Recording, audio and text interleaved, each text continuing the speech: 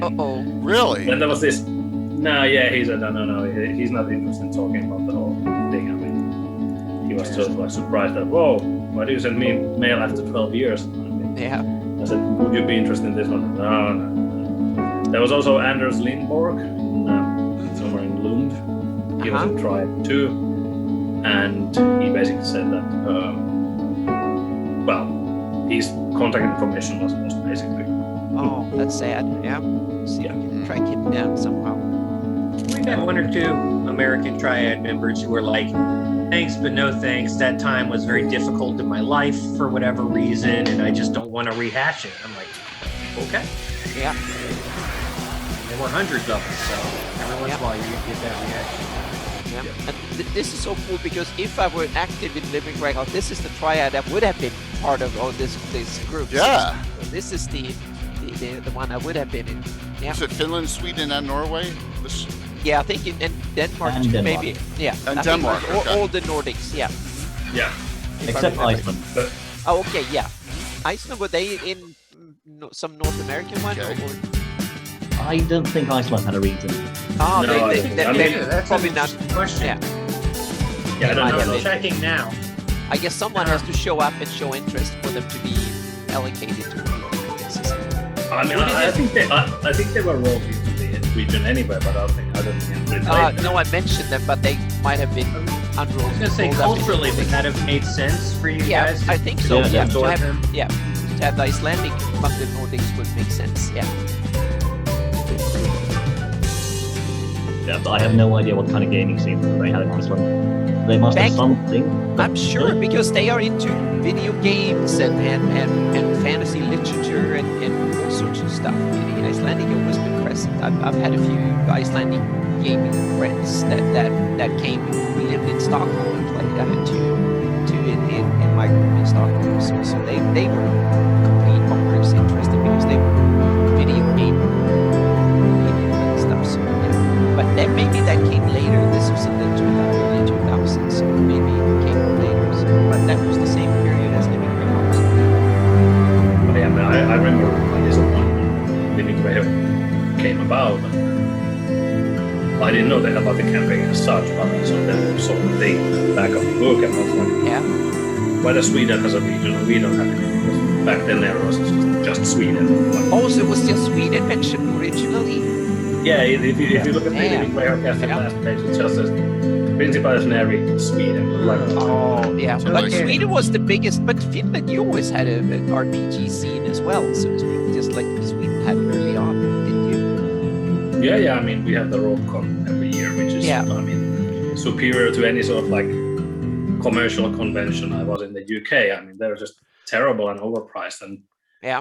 no. But that's the Nordic you pay model. like That's the 20 times 19 the now. amount of money to get into the Yeah. to finish RogueCon. And Yeah. RogueCon it just beats them six This to is Yeah. nil. legend. But- This is yes, But that's- Tino. This is a discussion today at 11. Tino goes, "Good luck to the players." I'm like, "No, that's tonight in chat."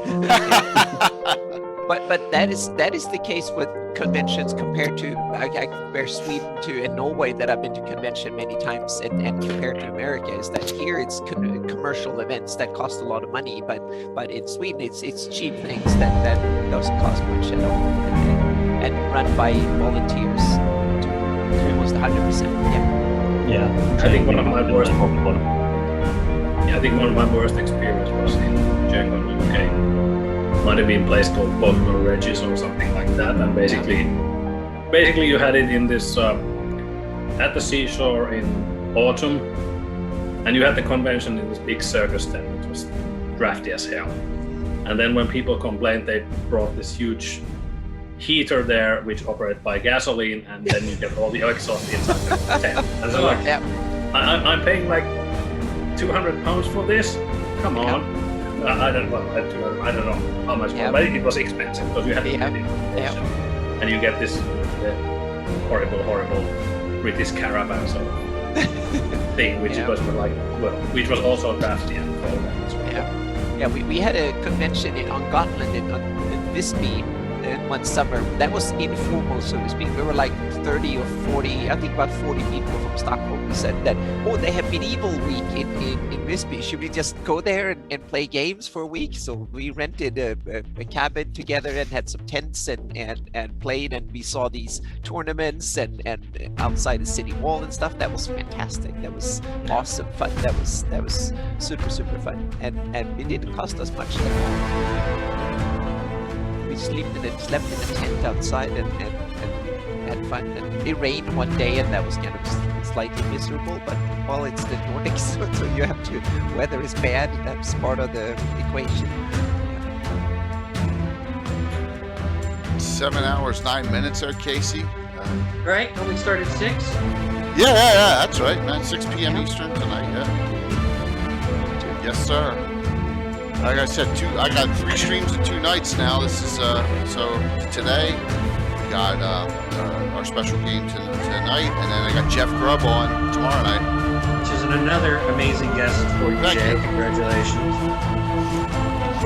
We have to complain to Gary that Finland was not mentioned in the back of the book. So yeah, there was a lot of regions So that. you checked it out. Yeah, I just Yep. looked too. It's Yep. right there. Yep. The very last thing. The Lily Greyhawk has a tear. I never even had noticed that. Yeah. Yeah. The regional entries. Yeah. I wonder why they did that. Maybe just to save space, and they figured if you were close to Sweden, you would figure it out, or you would ask. Because for the American states, we can use our 2-letter abbreviation. Yes, and in Europe You know, it and gets the long Americans and know what windy. that Yep. means. Yeah. But they didn't use the international abbreviations for the other countries. Yeah. Because Americans were dumb about the rest of the world. We would have been like, what is Sweden? SWE? Word dumb. I think you can No. say. What's Sweden's abbreviation? No, it's SW. Oh my. Yeah. Or SE, Postal depending code. on. Yeah. Or the postal SE? SE. Yeah. We would have been like, what the hell's SE? Maybe just look at the map from the like 17th century as like, oh, Sweden is pretty big. Let's give them a region. Sweden is bigger than Includes California, Finland so too. yeah. And Sweden parts is of bigger Germany, than California. Yeah. Poland. Yeah. It's so funny when I I've say actually here. been to Sweden and Denmark. I used to live in England. See, there you go. 80s. Yeah. And got to travel around a little bit. Really Yeah. loved it.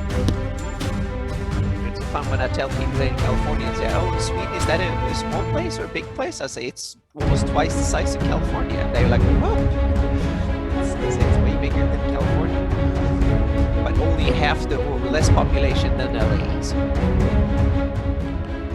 So we'll probably come on a couple minutes early here. I don't think anyone's gonna mind. Got everyone on. So I did send you 2 Discord invites to the super secret Living Greyhawk Triad Circle. there you go. channel. Yeah, So if you I'll wanna check it out. I'll check it out later. get in touch. Thanks. Sampo, do you have an online handle that you use that you always go by, or do you always go by Sampo? If people were looking for you on message boards or chat groups or anything. Yeah, I do. I Says- can invite them to chat. Damar Rakarian is. Yeah, post it in the chat. Yeah, I'll do. You too. You can. Which chat? The Zoom The chat? Discord or the Twitch chat. If he's on Twitch. Yeah, if you guys are in the Twitch chat, that way you can answer audience questions. Yeah, I'll throw out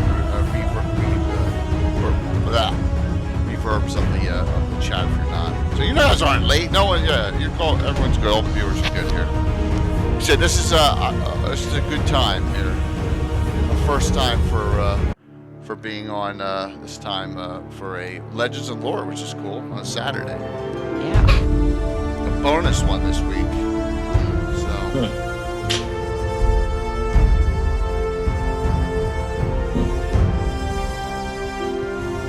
Do you have the German triad here as well? Have not had the German. No, we've triad. had them yet, but we have. No contact. Europeans. Yeah. But you are Casey- breaking the European seal for us, which is great. No, wait. Yeah. I thought we had who's a gentleman who was in the US, but now lives in the UK. I thought he was part of the UK triad. Remember? Yeah, but in case you had contact with the Germans, we've talked to them, chatted with them and stuff. So a couple of German triad. Maybe we can get them on. I was just on my brain because it said Ahlissa triad, so I was wondering if we had the German tribes here too. We did have two Ahlissa regions. We got to find out what that's all about.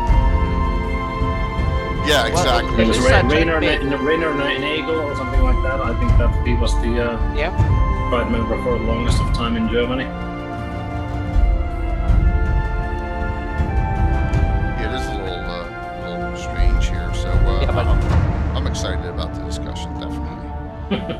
And Ahlissa turned big in Living Greyhawk, so Ahlissa kind of expanded, so became United I mean, Kingdom and certainly, Ahlissa. certainly they could have chipped off a couple of principalities to some people. Like, Yeah. South America needs a region, or let's give them principality of Yeah. Eeny, meeny, miny, moe, that one.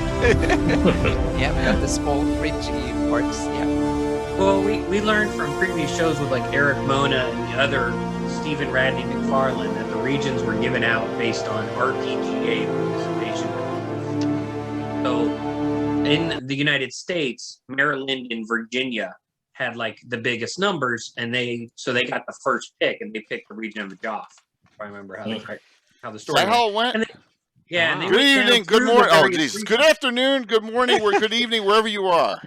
So, Yep.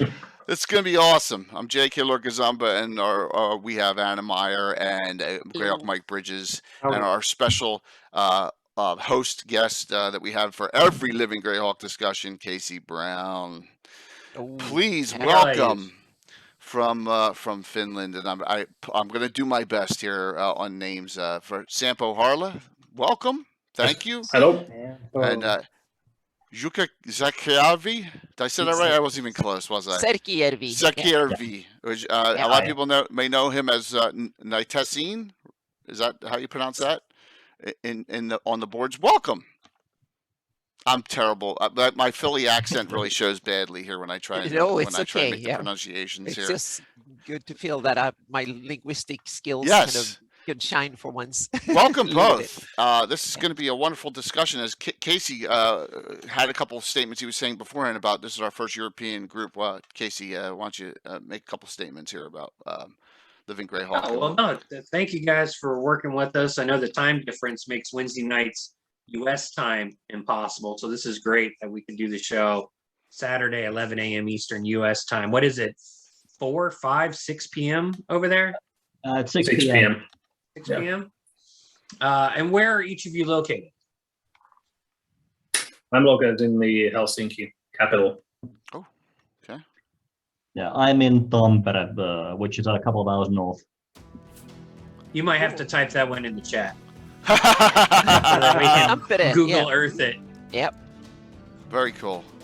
Yeah, but thank you. Yeah, we haven't had anyone from the Splintered Suns meta region. For the audience, Living Greyhawk was divided into regions. The regions were grouped together based on themes and common opponents for the most part. For instance, I'm from the Bandit Kingdoms, which was part of the IU's meta region. Our guests today are from Ahlissa, which is the only region which was split into 2 separate administrative divisions in Living Greyhawk. There was one for, correct me if I'm wrong here, Adrian Inspa, which was managed by the Germans and Austrians. And then your region, which was Neri, if I'm pronouncing that correctly, which was the Scandinavian Nordic countries. And they were part of the Splintered Suns meta region, which included the Bone March, which was Greece, Lordship of the Isles, which was Spain, On Wall, which was the UK and Ireland, the Sea Barons, which was Italy, Sunday, which was Belgium, Netherlands, and Luxembourg, and Dolstrand, which was like South Africa and then later Switzerland, I believe, at some point. So we're very excited because we haven't heard any of the European Living Greyhawk stories, and we know you guys will have had unique and different experiences. We've talked to Canadians and we've talked to the Australians. So thank you guys for joining us. Yes, thank you. So Rethix, who's a longtime viewer, he lives in Sweden, says Vasa is home to much of my family, not too far off. Cool. So, Yep. yes. So there. And I know Skagith may, who knows, Skagith may show his Swedish head here sometime too. Yeah, So, we have a good representation of Europeans today. That's awesome. And Yeah. what's up, Billy Master Crafter? So, the Living Greyhawk era is just so amazing as we delve into the complexities and the massive undertaking. It just got, and it just ballooned, the paperwork and all the hours put in. So, how did each of you get involved in the entire process, and how, what was your length of the process here in Living Greyhawk? Who wants to start off and describe, like, were you a gamer from beginning, old school RPGA, or who wants to take that one up? Well, Go ahead, Sampo. should I? Yeah, sure. Oh, sure. I mean, how I got involved, just Living Greyhawk or gaming in general? You both. Did you do any like Living City? How did you know Greyhawk? Did you play as a kid? Just give us a quick rundown.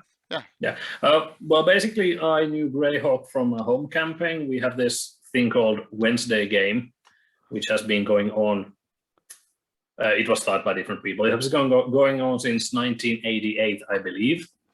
And I hopped aboard in the late 90s and then became a GM for it for a while.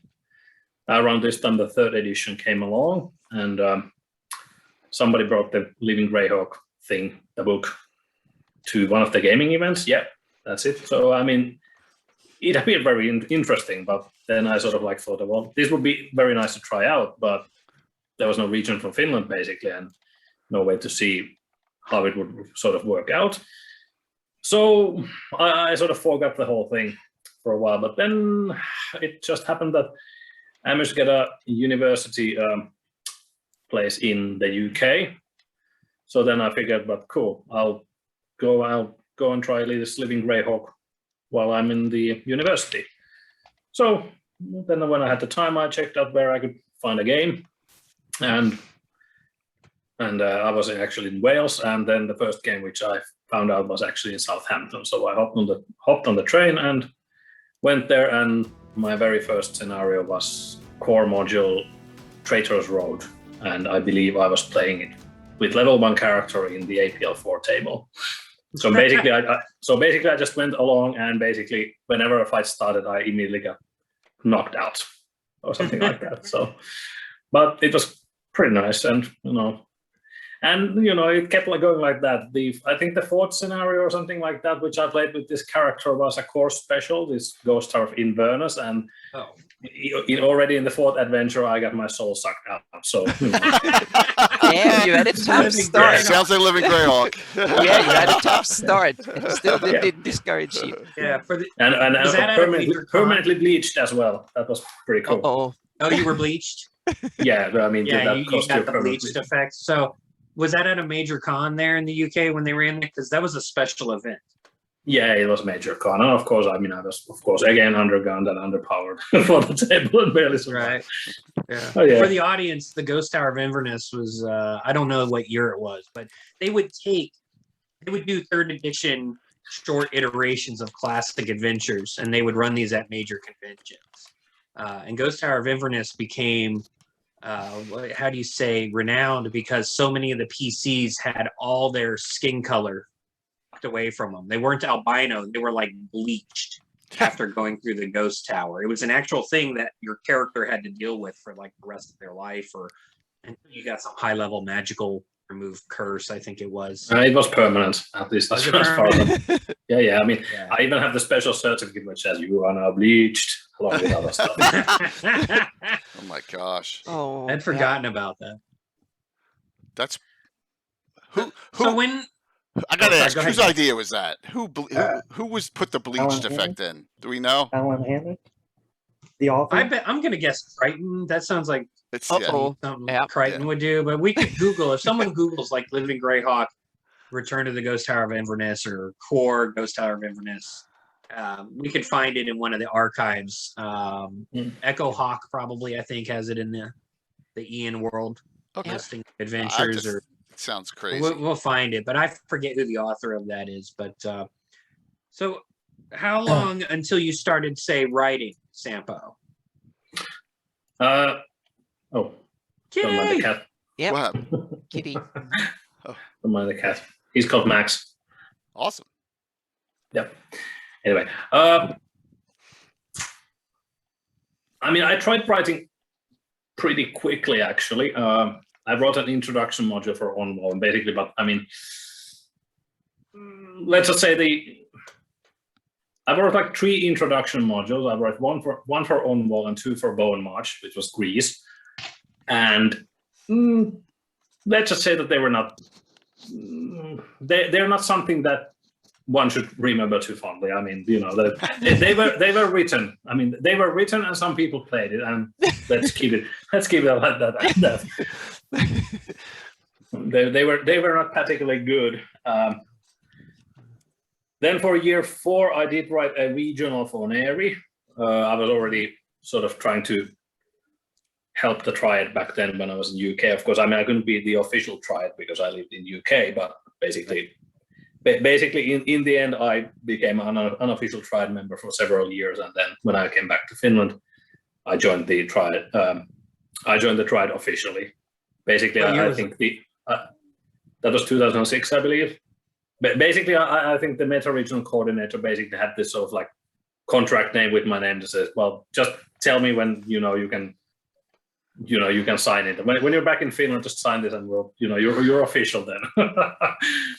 Or Triads had that rule, that the Triad had to be local, but I guess it makes sense because of, it was a regional campaign, but some of the European regions were short on staff or interest. So maybe if they had opened it up, those regions would have had more content to play. Well, I mean, Italy died away. They wrote a scenario for year 3, and they had something for year 2. But basically, they had one scenario for year 3, and then the region died. I don't know what exactly happened. I've read that adventure which they put out. It's not very good. Then, as said, I wrote for the Bone March, the introduction module. Okay, they're not as crappy as the OnWall one, but I tried to help. I mean, there was this one. They had a Triad member, I think it's Spiridon Gianotso, something like that. Sorry if I get the name wrong.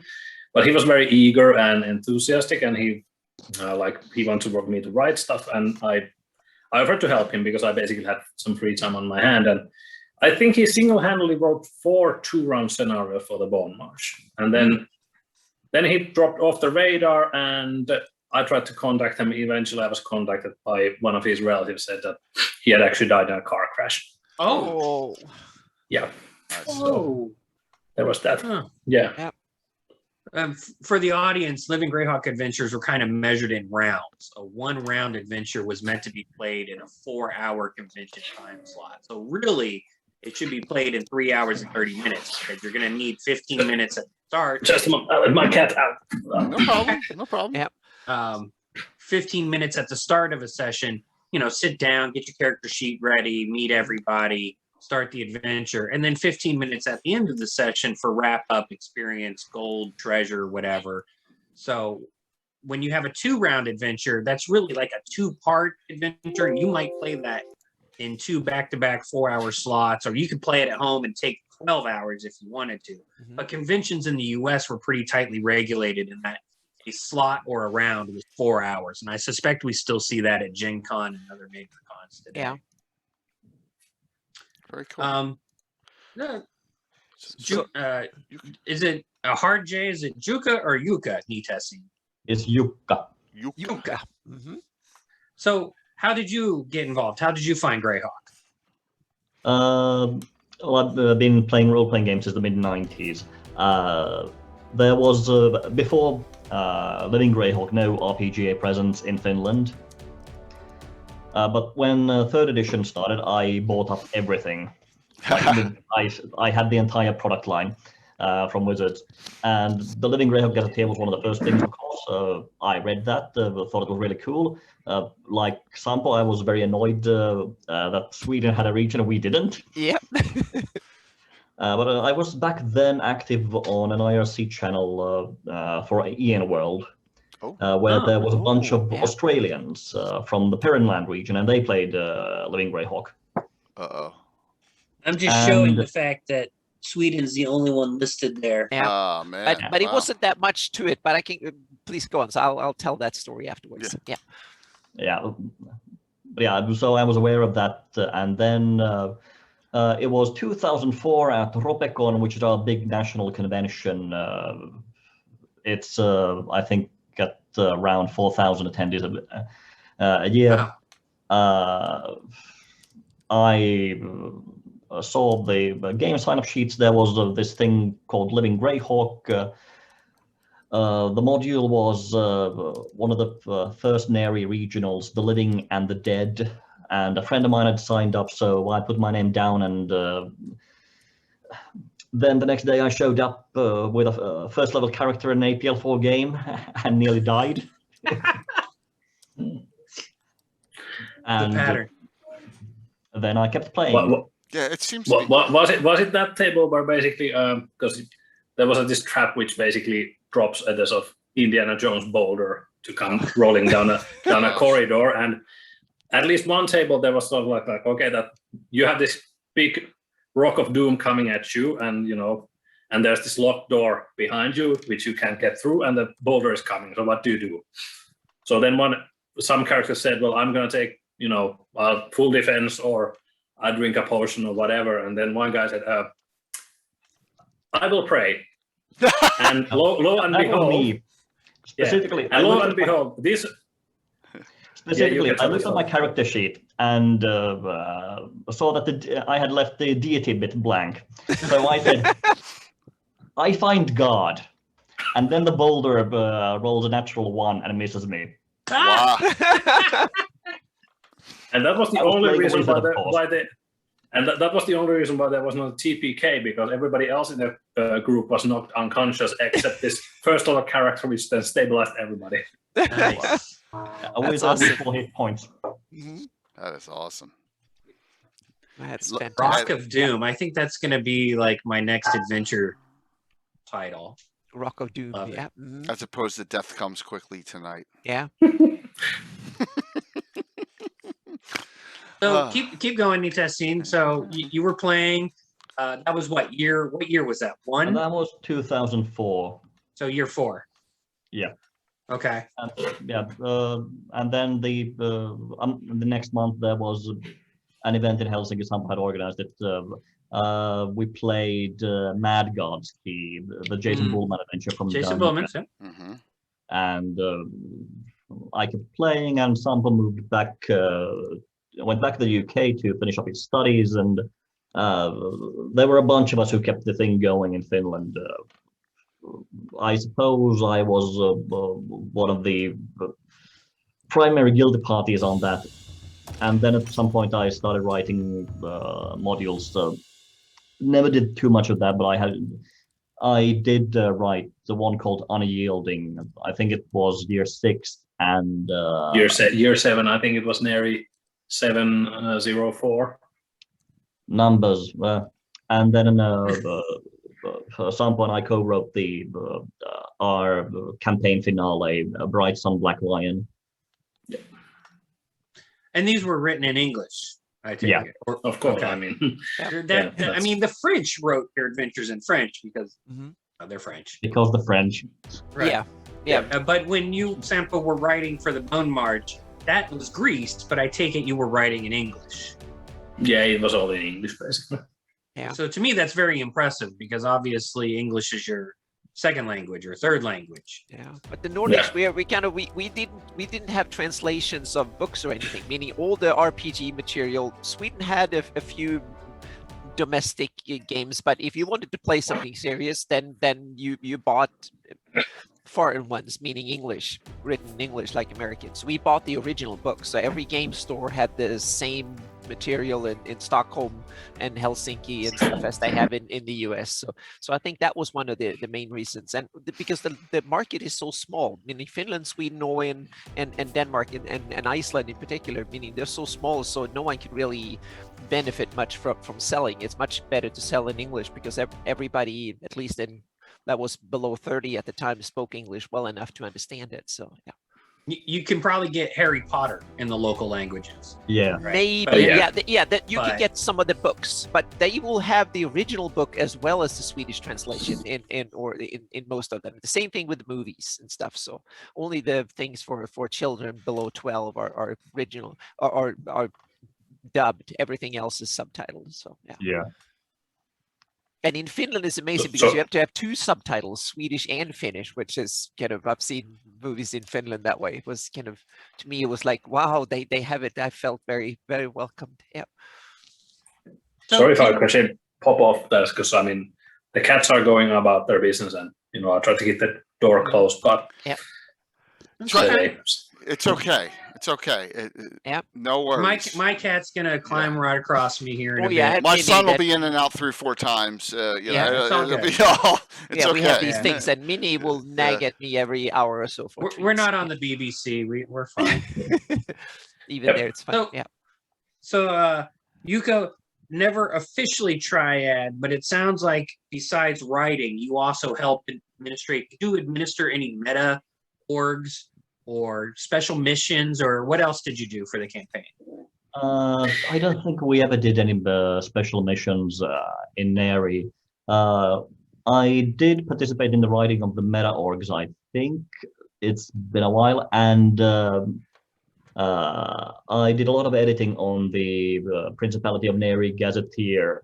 And I think the Good one. reason we are here tonight is that earlier this year, I think in February, April, I finally dragged out the old files for the Neri Gazetteer and updated it like one more time after the campaign had ended to include all the city gazetteers and everything. Oh wow! It's Now, amazing. if I remember correctly, after the campaign ended, y'all still had a website that was up Yeah, that it's still had the there. gazetteer info. No, for- it's still up. I mean, it's well, you guys should post that link Oops, in the Sampo. Twitch chat so that people can see that stuff. Because Oh, we had a bounce around. we It's go. all right. You're good. You're good. You had a zoink real quick. Yeah, Casey, I think I have that stuff that they're talking about from the website. right, Okay. 'Cause I- well, the in my- website should still be up. I mean, it doesn't really cost anything. I mean, I'll just keep it there for it's just there for posterity. It doesn't get any updates. That wasn't but still. ported over to Greyhawk Online by request from Christoph yet? Has Christoph reached out to you? He's trying to do some sort of archiving of Living Greyhawk websites, and he's been reaching out to various triad members. So, Well, I if haven't your site received is still anything up, from- you don't need it archived. No, I don't. But it's Okay. it's still there. I said it's I think quite a that's cheap it. contract, so that doesn't really matter. I mean, I pay €10 per year about something like that about it. So who So- cares? Just leave it up. Yeah, I Yeah. believe Really- Earthscribe has linked it. Is that the correct one? Just please note that if that is, let us know. It says Neri. Yeah, that's the one. That's Though the gazetteer link on the website is of course old, and that hasn't been updated. Okay. So I'll dig up the link to the new gazetteer. One moment. Oh, great. Excellent. Cool. Very, very cool. Excellent. Wow. Well, why he does that, I think the main question for me is, why was Ahlissa 2 regions administratively? I know nothing of really Greyhawk outside of the Banded Kingdoms. I'm so focused on the BK. So can you guys tell me, why were there 2 regions, and what makes Neri different from Adri and Inspa? Well, we don't really know why. No one explained it to us. But I would assume that since the United Kingdom of Ahlissa, it's a huge place. It just made more sense to chop off a few principalities for regions, and also because it's a local big mover and shaker. I guess they wanted to keep that for the core stuff. And of course, I think might also be the language barrier. I mean, at least back then, I'm not sure if that many Germans were so quite fluent in English. I mean, I had a few Germans over to play some games here in my summer cottage, and of course even for them, I mean, some of them they had problems understanding every word in English, so there might have been that issue that let's give the sort of German language area their own region, and then give the Scandinavia their own piece of own region. Then, I mean, that might have been the case. But. Ernjolf, a Brower in chat, says we played in German. So there you go. So that made a good point. So yeah, and a lot of their Living Greyhawk documents were written in German for the German region. So yeah. Okay. Yeah. Because I noticed, because my German is not good enough to translate them perfectly, Yeah, so I had to auch. ask. Yeah. Mine is nicht so good. I can read Smutzig Autobahn. slowly. Yep. Excellent. It's such a huge region, and I guess was part of it, and this is me just talking about the Sergeant era, it was part of it that they just wanted to start pulling back areas and start playing in the Great Kingdom again, and except for Roxas, and just started getting more and more of back into that area, because it was just basically left, to rot after Ivy the Undying. Is that a thought, or am I off on that? Well, I don't know. I mean, when developing the region, did we really pay that much attention to the actual Ahlissa? It was more like a meta-regional thing. We can come back to that later. Okay. But basically, I mean, because the official material for the County of ID and then Neri, I mean, I think that was less than 2 pages of official writing. Okay. So basically, there was nothing to work with. You don't find anything about Neri there. They didn't put anything about Neri on the actual gazetteer. They just put. Where's Gary Holian? Let's Gary Holian. If you're in the audience, we need to yell at you. Gary is not. Gary is not on. Gary is not. He's smart. And Yeah, he just moved. He's going through a home relocation, I believe, so he's probably in. Yeah, because the only thing about Neri in the actual gazetteer is that it lists the principalities of Ahlissa, and that says Principal of Neri, capital, population, ruler. That's it. Yeah. Okay. So then. Sorry, continue. So I said there was some. The official material was very tight from the from the Gygax era and the Sergeant era, but in the end, it was literally like under 2 pages. Okay. So there was really nothing about the region as such. So we had we were quite open in how to develop the region. I mean, there were no major settlements had been described anywhere, no movers or shakers or anything like that. It was just a blank canvas basically, and we could do what we wanted.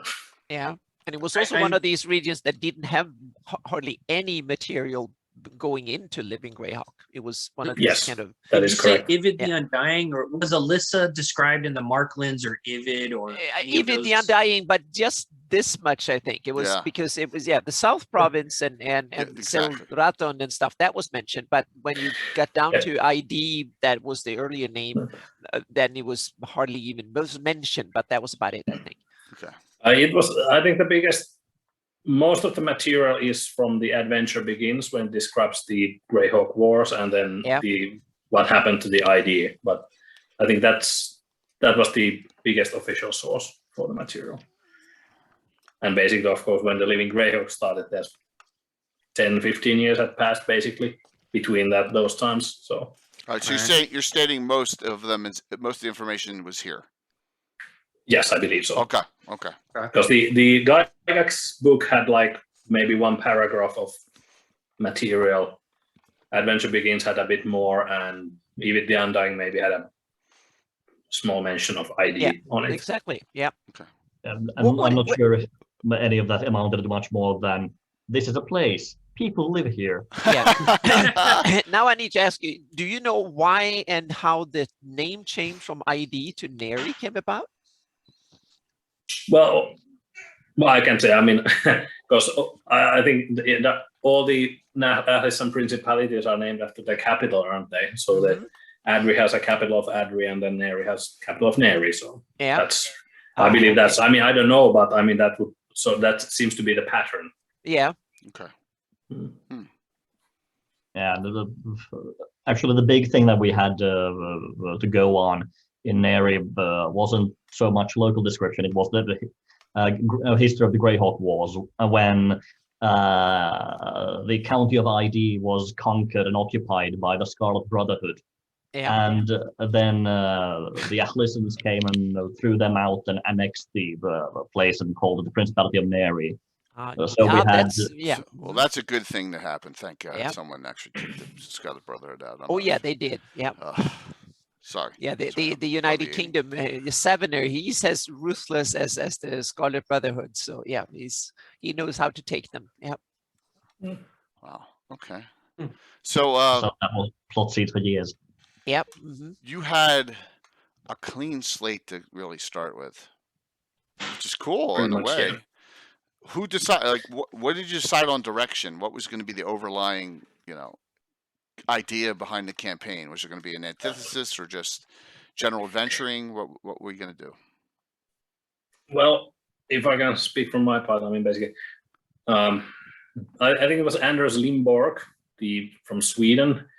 He had initially written a sort of very bare bones guide for the area that he described all the sort of baronies within the principality, so that he had invented some of the town names and people in them, and that was basically from where I started working on. But I believe the direction came because there was this adventure module. I'm not sure who had written it, but it was basically our first regional called Daughter of ID. And in it, you sort of had an option of, because there was this idea that, okay, you have this freedom fighter faction, and then you have the government faction. And you could sort of decide which one to help, and neither one was totally good or totally evil. And in the very first game which we ran, I mean, I noticed that the players actually, they liked this. So then I figured that, why not? I mean, in the future, we'll roll with this. I mean, we'll do everything in the future like this as much as we can. That, let's not, I mean, we didn't really have any sort of villains which, like, I have a black mustache and I'm twirling being an evil or I mean, basically, we just had people with agenda, and we didn't, and we sort of stayed with that one. It was quite low key and very sort of like, I mean, from what I heard, that somewhere we want to be this shining knights and we just want to vanquish evil, and then you come to Neris of like, well, which right. The Shieldlands and Furiundi, those were, right, the high heroic adventures. Well, yeah, I mean, I was actually complained at one point that, I mean, that's like, I want to play a heroic role-playing game. I mean, I want to play a paladin. I want to detect someone as an evil, and I want to kill him, and then I want to hear praise about it. And I said, well, if you're in a region, I mean, you see an evil person and you kill him, then I said, well, you just kill a government official. We're going to hang you. So that's how it goes. Yeah. Oh, I didn't know you guys were that dark. That's awesome. Yeah, well, I mean, I mean, we had lots of NPCs who were, evil hextrats and whatever. But basically, as you could describe it, basically we had this sort of like an idea that the government is basically, okay, we have an iron fist and a velvet glove, and there's an order is everything. But it's not evil; it just wants to keep the order, and that's sort of how it went. And then we had the sort of freedom fighters who said, well, we don't want. I mean, okay, things are not that bad, but we basically just want our country back. So this was the sort of main focus of the thing. And then we, of course, had dealt with the aftermath of the war, because, I mean, it was in the lore, it was described that there's still these forced labor camps where they just stuck all the Brotherhood soldiers, and you didn't really know what to do with them. And then we had people, basically, we had some villains who basically just had gone crazy from the war. I mean, they were not, doing evil stuff, but basically because they had suffered trauma, they were, and happened to just do evil things because of that, and even some. So we were quite sort of gray, very much as a region. I want And I mean, you could. Oh, wow. I want to ask a question off that. So the Ahlissa government just interred the Scarlet Brotherhoods to deprogram them soldiers, or what did they, or just because you didn't know? He said, "No, we're going to throw them over here," and just that's interesting. It's the first Well, I've heard that actually became a big storyline, which actually we had several adventures dealing with it, and it was actually pretty. I think it was by far our best story arc in a way. That basically we had to sort of like deal with. Okay, yeah, sure, they're sort of like evil people, but then I mean, it's gonna look bad if we just order that. Well, let's gonna string up thousands of people and butcher them. So then basically the government sort of thought about, can we deprogram these people and can we sort of use them? I mean, because now we just have to guard them and whatever. So then we had lots of sort of modules where you had some bits like, you infiltrate these kind of racist organizations, basically. Of course, now we have this mixed people race oppressing blonde, swell people. With, wow, yeah. Sort of a touch, and then there was lots of like, I would say some people might think that it was unsuited for sort of like heroic role playing, but we rolled with it because I knew that we have sort of mature player base and they would not get offended by anything like that. First I've heard of it. Wow, that's pretty interesting. That's pretty complex. Yeah, that's definitely more than the let's go into a dungeon, kill the monsters, and take their stuff that plenty of regions, including mine, did for many of our adventures. I'm going to ask you. Of course, sorry. I mean, of course, not every adventure succeeded like that, and of course, some were more straightforward. That okay, this is right. Sure. Go there and deal with this issue. But I mean, we tried to be sort of bit more relaxed with our morals, so to speak. Damn it! Sorry, my leg. It's okay. Leg was on a bad spot. Yeah. So carry on, but ask the question, please. What was the success rate of deprogramming? Was there a percent? Did anyone ever track it? I'm just curious. Of a Scarlet Brotherhood follower. I don't think we ever went too deep into that.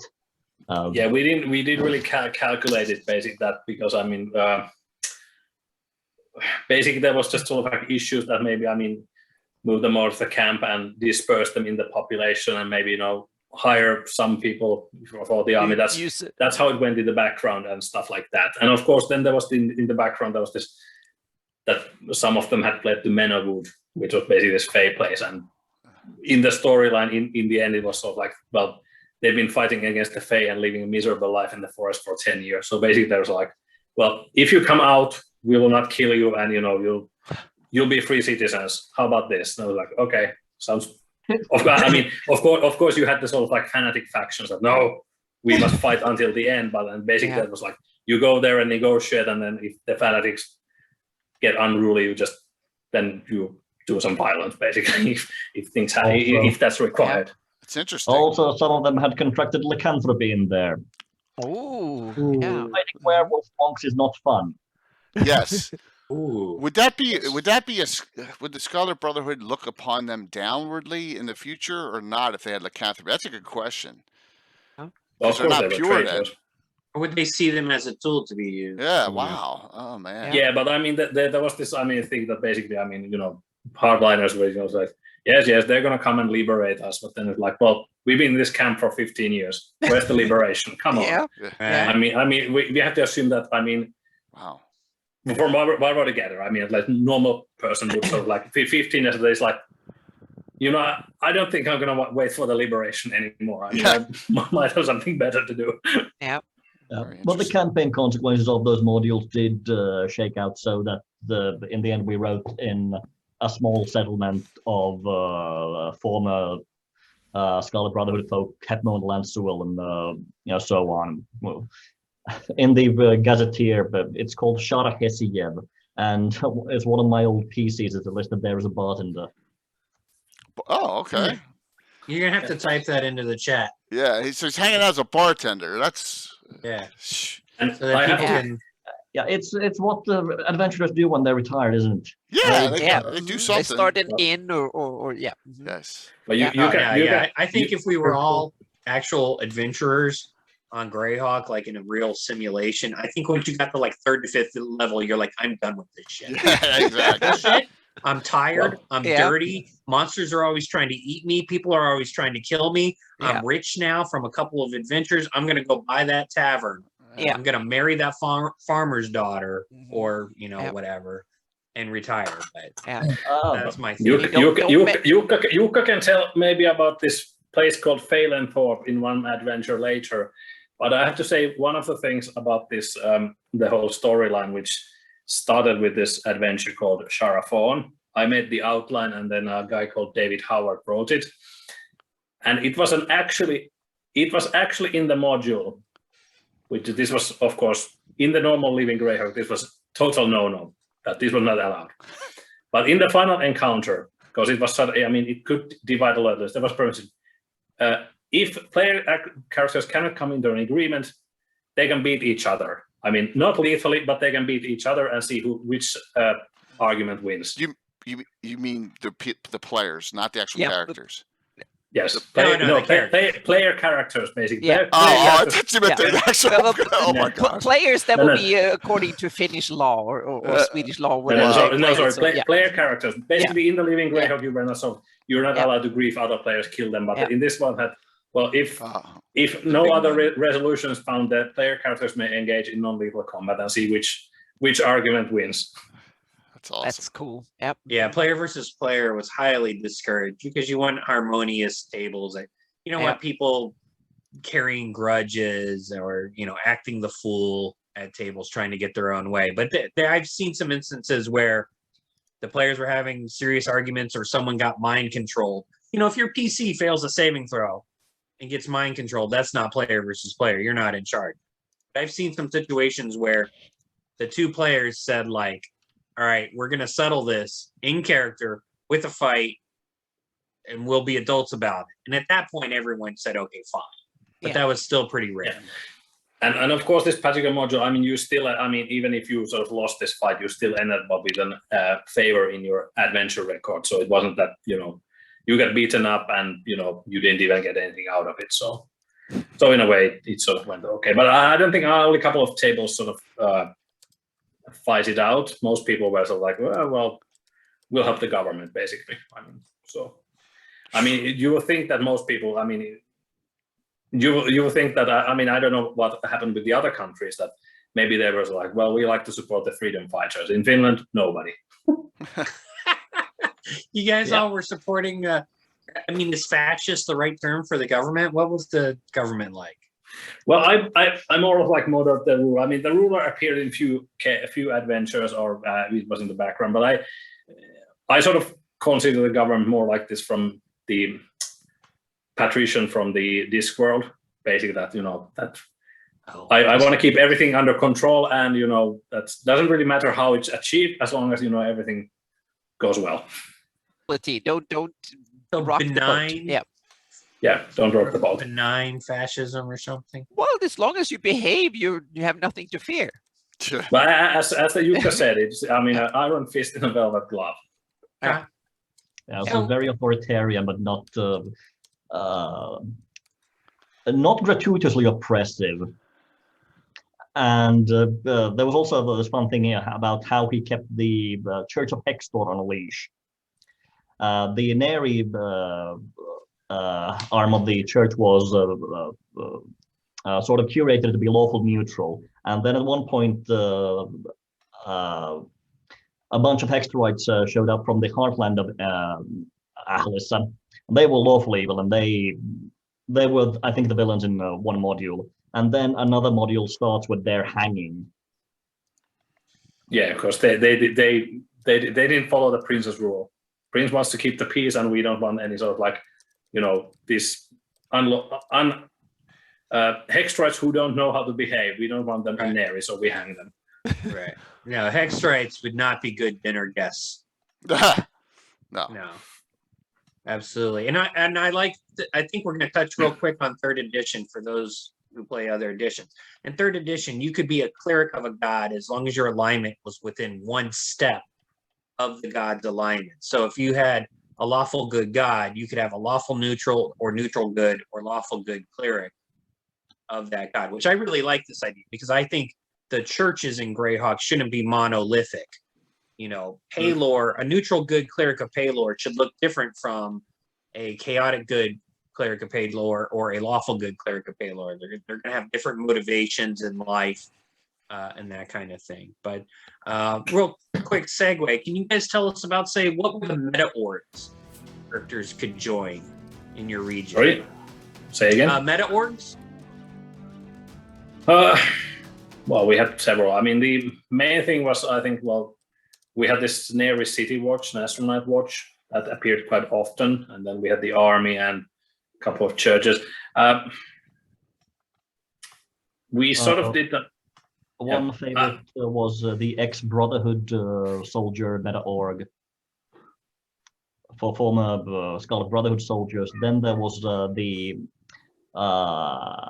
Neri Privateer meta org, which required that you have a ship. Oh, nice. Because they're in the player's handbook. If you had 10,000 gold, right, I think you could buy a ship. I did.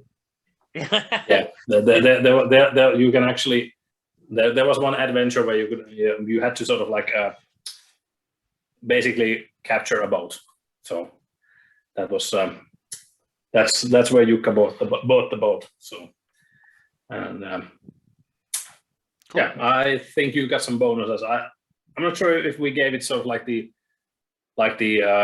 Argent Vorax money earning like you had in one of these core modules. If you bought the ship, then you could use it to make some trade and get some money after the adventures. I'm not sure if we put that one in. Not sure about that. Look, I can't remember. I did get a whole lot of use out of it. I remember there was one module that was... It actually had it was written with you in mind because there was another ship scenario with a boat, and you could actually get if you had your own boat, you could fight it out with a naval fight with two boats. Cool. As written, it's for a normal group, it's an infiltration mission. If you have a ship, it's a naval combat scenario. Oh wow! Awesome. And most of the time in Living Greyhawk, in my experience, you could not get a ship as treasure because boats were just worth way too much. And there was a gold cap. So for the audience, you didn't get to keep everything you found in Living Greyhawk, except in year one. But in year one, they never put a lot of treasure in the adventures. That's why we always joke. Right, you had to take the doors, you had to grab chickens and flour in the Bandit Kingdoms, crazy stuff like that. But even in other regions, we've heard these stories. If you look in the player's handbook, boats are really expensive. Mm-hmm. So if you had an adventure at sea, as a mod author, they were probably saying like, well, then the Kraken comes up and destroys the boat, or the boat burns to the water line, so that the players didn't get a $20,000 windfall, 20,000 gold piece windfall, at second, third, or fourth level. So boats were pretty rare in my experience in Living Greyhawk. Well, I think it also helped. I mean, I said, I think majority of the players were in Finland. So we had a fairly small community, and I sort of knew that what people had, or, I know that some players may have this and stuff like that. So then I could write these things in the adventure. So I knew that, okay, one of these guys has a boat. So, I write the option to use it in an adventure. Mm-hmm. Why not? It might, of course, there's probably not possible for an American region with hundreds and hundreds of players, of course, to be this kind of thing. And of course, we also had this thing that in one adventure, basically, that was, okay, you can buy any item up to whatever magical item, and one player bought a bag of tricks, and basically it was so broken that in Nero we passed a law that it was one of the forbidden magical items. If you found in possession of it and used it, it was confiscated, because it was just, for the sort of living campaign environment, it's just ridiculous that, well, I have this bag and I'll just throw tigers out of it. Yeah, pull it out. Yeah, that's happening now in one of my 5th edition games, where they got a hold of a bag of tricks, and I'm like, oh god, here comes another bear. Yeah. So how many active players did you have in the region? hard to say. I mean, we had people who came to Ropacon, and occasionally, I mean, we did have 30 maybe. I don't know. What do you think, Jukka? Yeah. 30 sounds about right. By the way, I did find our old meta book with the list of meta organizations. Oh, awesome! Is that on your website? It might be on Neri net also. I think it is. It should be there. I mean, everything was there back in the day. Awesome. Yeah. So the meta orgs are like 5th edition backgrounds in some ways now for the newer players in the audience. I heard you say guardsmen, former military. It sounded like churches. One of my big gripes, and I think you guys have probably seen me say this either Sampo on the old Yahoo groups for Living Greyhawk or the Triad Yahoo groups, was that churches were regional in Living Greyhawk. But if you stop and think about it, the biggest churches, Foltis, Aelor, St. Cuthbert, whatever, they should have been worldwide, like the Old Faith. And we would have coordinated so that these meta orgs provided similar benefits and whatnot. But the Living Greyhawk just never reached that level of advanced thinking. That would have been cool. Well, hindsight is 2020. Yeah. What were the? So what's the religion like in Ahlissa? Is it Sul Iridian or? It was a mixed bag. I mean, because at least in Neri, because it was mixed rate. There was Iridian deities and Sual deities mixed in, and then we basically wrote that the most of the people, because you had this was it Iridian agriculture deities. You had this group of 5, I think. Yeah, and basically we wrote that this is the sort of dominant religion. I mean, most people, because they're make out living as a farmer or simple living, then those are the church gods that they pray, and then and also Procan and Osprem, the 3 sea deities. Yeah, for the sea people. Osprem was a big thing. I mean, because I think that was in the canon information that the main religion in the ID was Osprem, if I recall correctly. Okay. What's the deity from N1? Was that what was the name of that deity that they put in? That was an agriculture deity, wasn't it? Oh, Marika? Yeah, Marika, yeah. Yeah. Is Marika one of them or no? What? No. Okay. That'd be a no. Okay. Yeah, because that was written in, I guess, without Greyhawk connotations to begin with, and then it became part of Greyhawk, kind of. Yeah. Okay. Agriculture. All right. Cool. Yeah. Very interesting. A lot of sea-based event. Was there a lot of sea-based adventuring going on too, beyond, or did you guys? I know it's tough to do, but were you throwing that in with because it's perfect location for it. Here and there. Don't remember. Not that much. We had this. I mean, we went to this one island, and then there was this ship module. There was even a meta regional with a ship on it, stuff like that. But I wouldn't say that much. Okay. I mean, most of it happened because most of it happened, of course, in the inland, because there was really, I mean, there was not really much where to go with the ship. I mean, you had a couple of islands on the coast, and after that, then it's Tilvanus Peninsula and Scarred Brotherhood, basically. So not that much in the seas. Okay. A couple of adventures, but that's it. Okay. So deity-wise, was there a lot of rivalry between deities, or did you leave that alone? Mostly the government aspect. We had in the background, we had sort of this political unrest in one of the baronies, which was sort of very strongly in favor of the old ID, and then the sort of Church of Osprem was sort of the unifying force behind this thing. But we didn't really have any sort of like churches being hostile to each other or anything like that, because Prince wouldn't have tolerated that one. So, so everybody, keep your own, stick to your own things and don't mess with the others, and then the prince doesn't have to come down on you. Did you guys ever? Nearly all of the high-level cleric player characters were worshippers of deities who were not really big in Mary for some reason. That's true. Which is why the Gazetteer has these weird small splinter churches of Ouijas and Kellanen and Palor. Yeah. Oh, okay. But that's where they retired, and so why not? Let's write it there.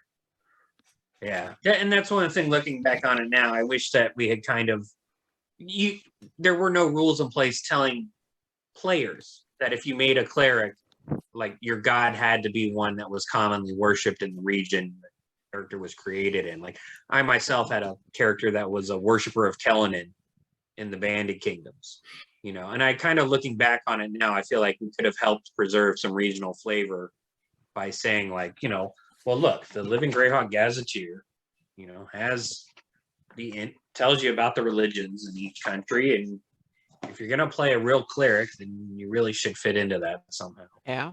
But they didn't. Of course, I think Kellanen is the odd one out there, since Kellanen is popular nowhere, and they're all these weird adventurers with a thing about swords. Don't Yeah, say they that could- to Casey. No, Maybe. but They could he's have- in canon with the Sea Barons, and Yeah. one or two other regions, he actually has a cult following. Yeah, but they could Okay. have had deities that were a bit odd, like Helen, and they could have the occasional follower and cleric anywhere, so to speak. So they could have listed them separately or something. But then you get into whether or not the hero god should be delivering spells, granting Yeah. spells to clerics, because That's that's the true. older edition, Yeah, right? Things they of skipped that for third edition, I think. That all gods could It- deliver. or Yeah, only good go up to spells. first level spells or second level spells for their clerics. Yeah. But yeah, Vanna said they skipped it. Did you guys have any sort of monster theme? Like in the Bandit Kingdoms, we became notorious for half-red dragons. Guilty, loved it. And did you guys have any dragons in the region? Any weird mythical monsters, like a big bad CR40 thing terrorizing the countryside? No, no. I mean, I said we had people, and people were bastards. So, I mean, we tried to keep it sort of we tried to keep it simple. I mean, and I mean, if you could use a regular monster manual monster in an encounter, you used it, because I mean, I didn't want to edit it, and it was just too complicated. Okay. I mean, I can't. I mean, we had some ghosts, of course, in Yuka's module, and sort of every occasional special kind of monster or whatever, but we didn't have sort of like, oh, in this forest there's a big bad wolf and he's gonna eat you if you go there. We didn't really have any of that. That's what I have to say. I mean, we didn't really have any monster theme as such. There were a few individual big ones, though. There was the one Glabrazu demon that was trapped beneath. Yeah, that was the thing. Yes, I think Flan Temple. It was a forgotten temple of Pyremius where it had been binded, and it was basically just being there. And then you actually had this sort of like, in the module where you actually go to banish it, you had this like you have both from members of the army, from Heronen worshippers and Hextra worshippers, both sort of like guarding it, that to make sure that neither side does anything stupid until it's decided how the situation is resolved. Yeah, and then there was the module Heart of the Wood, which had this weird tree monster at the end, with I think 2 or 3 different personalities, and one of them was good and one of them was evil, and you had to kill the evil one without destroying the good one. Yeah, that's the one. Yeah, Oh. that was actually a very good module. It was I adapted it from this. I met this guy in UK, Nick Silverstone. He had his own sort of like PDF. Well, he tried to publish PDFs and sell the adventures. It didn't really work out for him, and we got on quite nicely. And he sort of said that, well, I mean, I have this adventure. Would you like to adapt it for the Living Greyhawk? And then I said, well, this is pretty damn good. I'm happy to adapt it for the Living Greyhawk. And then later we wrote this meta region all together called was the Sun and the Nightingale, which was based a bit on the movie Third Man. That was a good adventure. Yeah, and then But the most notorious enemy in our region was actually a random NPC which came from another guy's meta regional module. I mean, I say it's an adventure that you have to go to the calling mines and put down a prison revolt. Okay. And on our and when we played it, the player characters were just watched it completely, and they were then taken prisoner and basically forced at sort of sword point to take the prisoners out, and the prisoners escaped. And they had this guy called Shekal, who was actually, I think he was not even leading them, or he was leading this particular bunch. And I told this to the meta regional coordinator, and he said that, damn, that's actually pretty funny. We're going to make this official result, I believe. Then in one later adventure, you could find a clue that this Shekal guy was again sort of like messing with you, but you couldn't actually meet him. But everybody in our region was like, I want to kill this guy. And then as a grand finale in one of our regionals, in the end, there's like, well, we have this very special agent who has come to our side, and he will help you on this mission. He's Shekal. And everybody's like, no. Carl, the bard you loved to hate. Mm-hmm. Yes, that was sort of like, it can only happen in the sort of small region where you don't have that many players, so that you can actually keep the sort of joke going. But maybe Jukka should tell also about speaking of the retired characters, maybe you should tell the story about Phalanthor. Please, let's hear it. Yeah, so That was also in the heart of the wood, actually. So. yeah, comes from Heart of the Wood. There was a village called Phalanthorpe, which is more or less the base of operations for that module. And in the adventure record, you get a plot of land in Phalanthorpe if you did things right, and you get a house.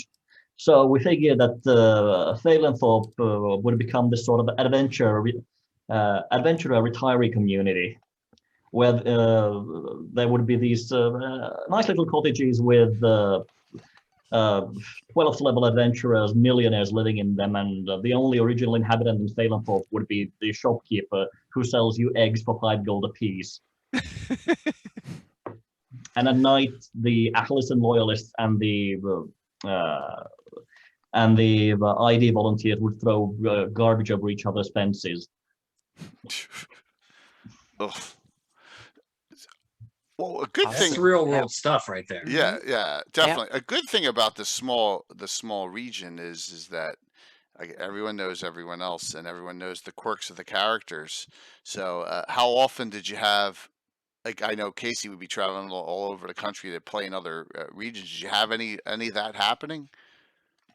Did you have like coming in from another European country to come into play in your region at all, or that didn't happen that much? It's happened. We had a guy called Stacey Redding, who actually ran the Daughter of ID for us in Finland, and then we ran this module called Return to Gefion for him. I think he was studying in Finland. Then another American came for Ropecon, but I don't remember his name. Keith McCall. He also wrote a module for us later. Okay. True. Okay, yeah, that's fun. I also had a group of Germans coming. They came to my cottage for like a weekend, and I think we played they ran pretty much every Neri module, I believe.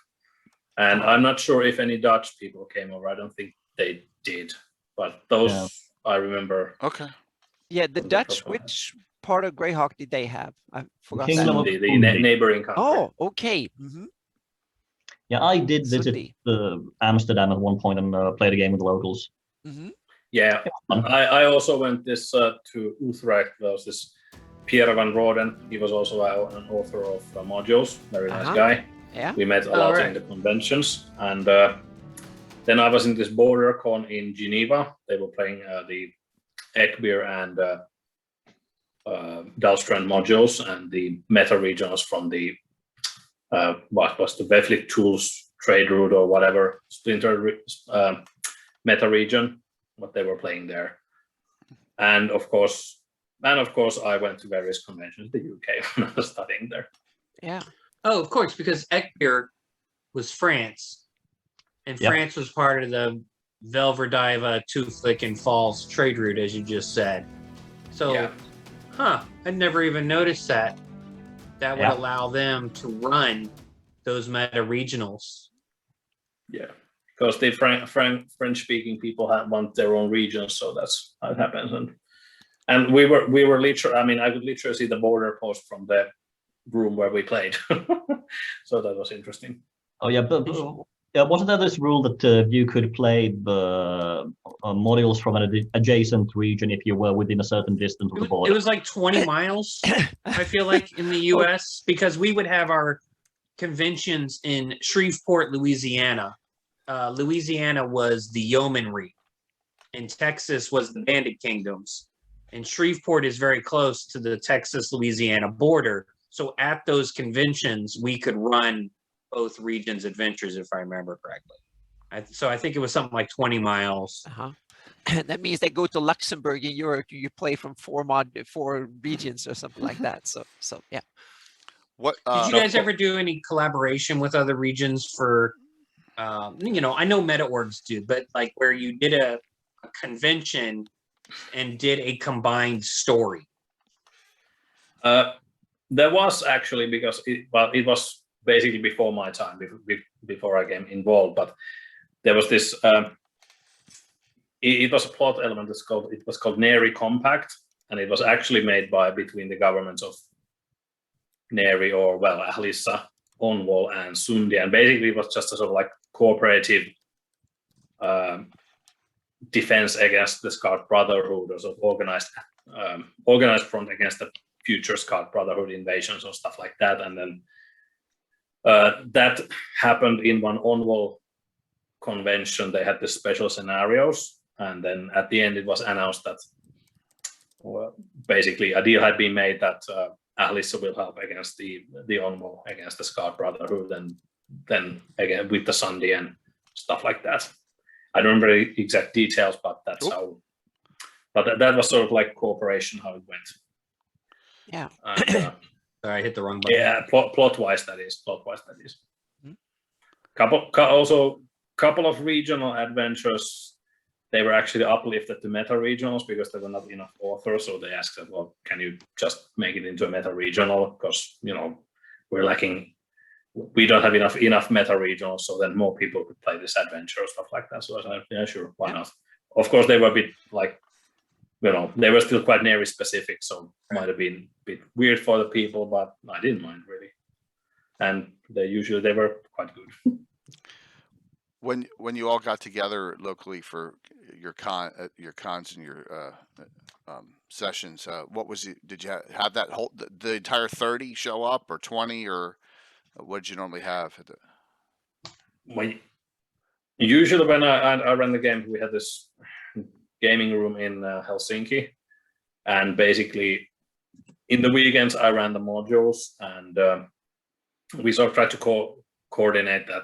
We had like 6 people for every table. We didn't have any big cons. It was just because you had, I think, three categories of games that you could book in the RPGA side. You had like home games, special convention, and something like that. I don't know. It depends how many people attended, but basically we just game days.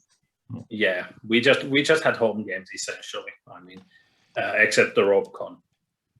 Yeah, that was RopeCon was a big one. At RopeCon we'd have everyone, and the plus the walk-ins. They gave us in the last few years of the campaign an entire room just for ourselves.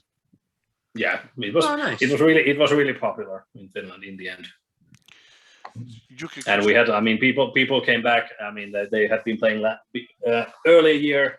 Then they would go to northern Finland to places like Oulu, and then come back next year. So yeah, we want to play this again because it was so nice. It's awesome. And of course, when the campaign ended, we took that room and kept it for Pathfinder Society. So we just carried over. Yeah, I never joined the Pathfinder Society. I was, I had a day job and whatever, and it just couldn't find the sort of energy.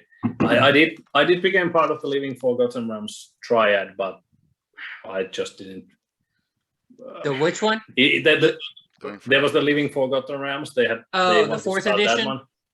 Yeah, 4th edition. But then I mean, because it was so top heavy. I mean, you had strict regulations you had to follow, and the regional system there was not, because I mean you could play any region anywhere you wanted. So Right. there was little point with it. So I mean, in the end, and of course the 4th edition I didn't like the rules at all, even though I played tested. My name is on the book. But I was there with Pierre Van Roden, again, nice guy. But in the end, I figured that this is not for me. I mean, it's I will I not think get. a lot of us from other regions have talked about how many hours a week we put into the campaign, and a lot of us were either students, like grad students. We weren't married, we didn't have kids. You know, many of us, we had the ability to pump 20 to 40 hours. Like, oh, I got to write this adventure, I got to get this interactive ready, I got to respond to questions on the Yahoo group and try and recruit players. With your smaller player base, you probably didn't have to do as much of that, but I still imagine it took up a lot of your time. And we had a lot of burnout. We've talked to people like, no, I'm not doing Living Forgotten Realms because I'm just friggin' tired. Yeah, I mean, I was studying, and of course, I had like, you have to do this assignment, return it, otherwise, then do whatever you will. I mean, as long as you return the assignments on time. So then I've returned everything. What do I do? Well, I write Living Greyhawk. Why not? And of course, when the studies ended, came back to Finland, I had less and less time to write, which sort of annoys me. I mean, I actually got a shot at writing a core module 2 for year 8, I think, and I was pressed for time, and it was complete. I mean, it didn't work out. Just a complete piece of trash. I mean, I'm still ashamed of the fact that I wrote the thing. It just isn't good. It's just. I liked it. Yeah, but I mean, Which one was it? Did it got published? It was called Into the Mist. I think it was Core 8.18 or something like that. But no, for me it just didn't work at all. We got that's my biggest regret in the campaign. That core module I wrote actually just crashed and burned. It's the only one you probably got paid for. Well, that's true. That's true. but I mean, Yeah. $50. Woo! Yeah. Yeah. Secret of Oblivion Les is asking a big question. He wants to know about the Serpent Guard plotline. Saw a reference on Sampo's blog a while ago, and I'm intrigued. Sorry, the Serpent Guard plotline. Serpent Guard. Yeah. Yes. Damn, I don't remember. I mean, I remember it was Radok stuff, wasn't it? Yeah, it was Radok stuff. Basically, we had this one town which had been basically in the war. Basically, there was this drunken idiot of a baron who had basically hired a group of mercenaries, and he wanted a piece of the action and a title. So then he conquered this middle of nowhere kind of place for himself and declared himself a sort of local lord. And then he just dismissed these mercenaries who became this kind of I think they were later involved with some Nehru cult or whatever, but that storyline wasn't, in the end, I didn't find it very intriguing. It just sort of started. I don't remember much about it, I'm afraid. Okay. You can read the modules. I'm sure you can find the modules online and read them. I mean, it's okay. I don't know. I mean, there was some stuff on it, but I don't remember that particular storyline that much. Yeah. But yeah, I don't think we ever finished that storyline. It was the 2 modules. Things. I mean, of course, the campaign and it was a bit of a bugger. I mean, we had in the last year we had this. Was it the Twilight Revolution adventure? And that was supposed to be a first in a 2-parter thing, but of course, campaign ended and the second part never came up. I think the first part was pretty good, but then the second part never materialized, which was a bit of a bit annoying.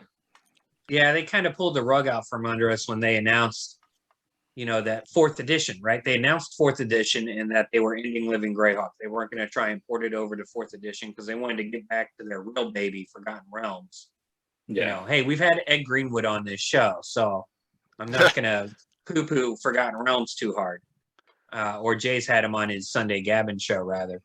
But But I think 4th edition you can this freely. I mean, it's Oh yeah, absolutely. 4th edition, yeah, definitely. yeah, you know, for the audience members, well, Jay needs to do a Greyhawk Edition Wars show. No. You know, what's the best edition for Greyhawk? Anything except 4th. Yeah. Right. Yeah. Yeah. Absolutely. So, Mike, yeah, you've been quiet all day again. Any questions you want to throw out there? Oh yeah, you know me. I just don't really like know it. that world, but it's interesting to listen to. Okay, yeah, I have a question. So you're talking about this prince who is an authoritarian, and he's the be all end all. Sounds like you have a lot of intrigue. You said people are your biggest, threat in these adventures. What I gather from anyhow, the question is, in a lot of other living Greyhawk regions, I gather they off those rulers. Did your prince survive the run? Yeah, he did.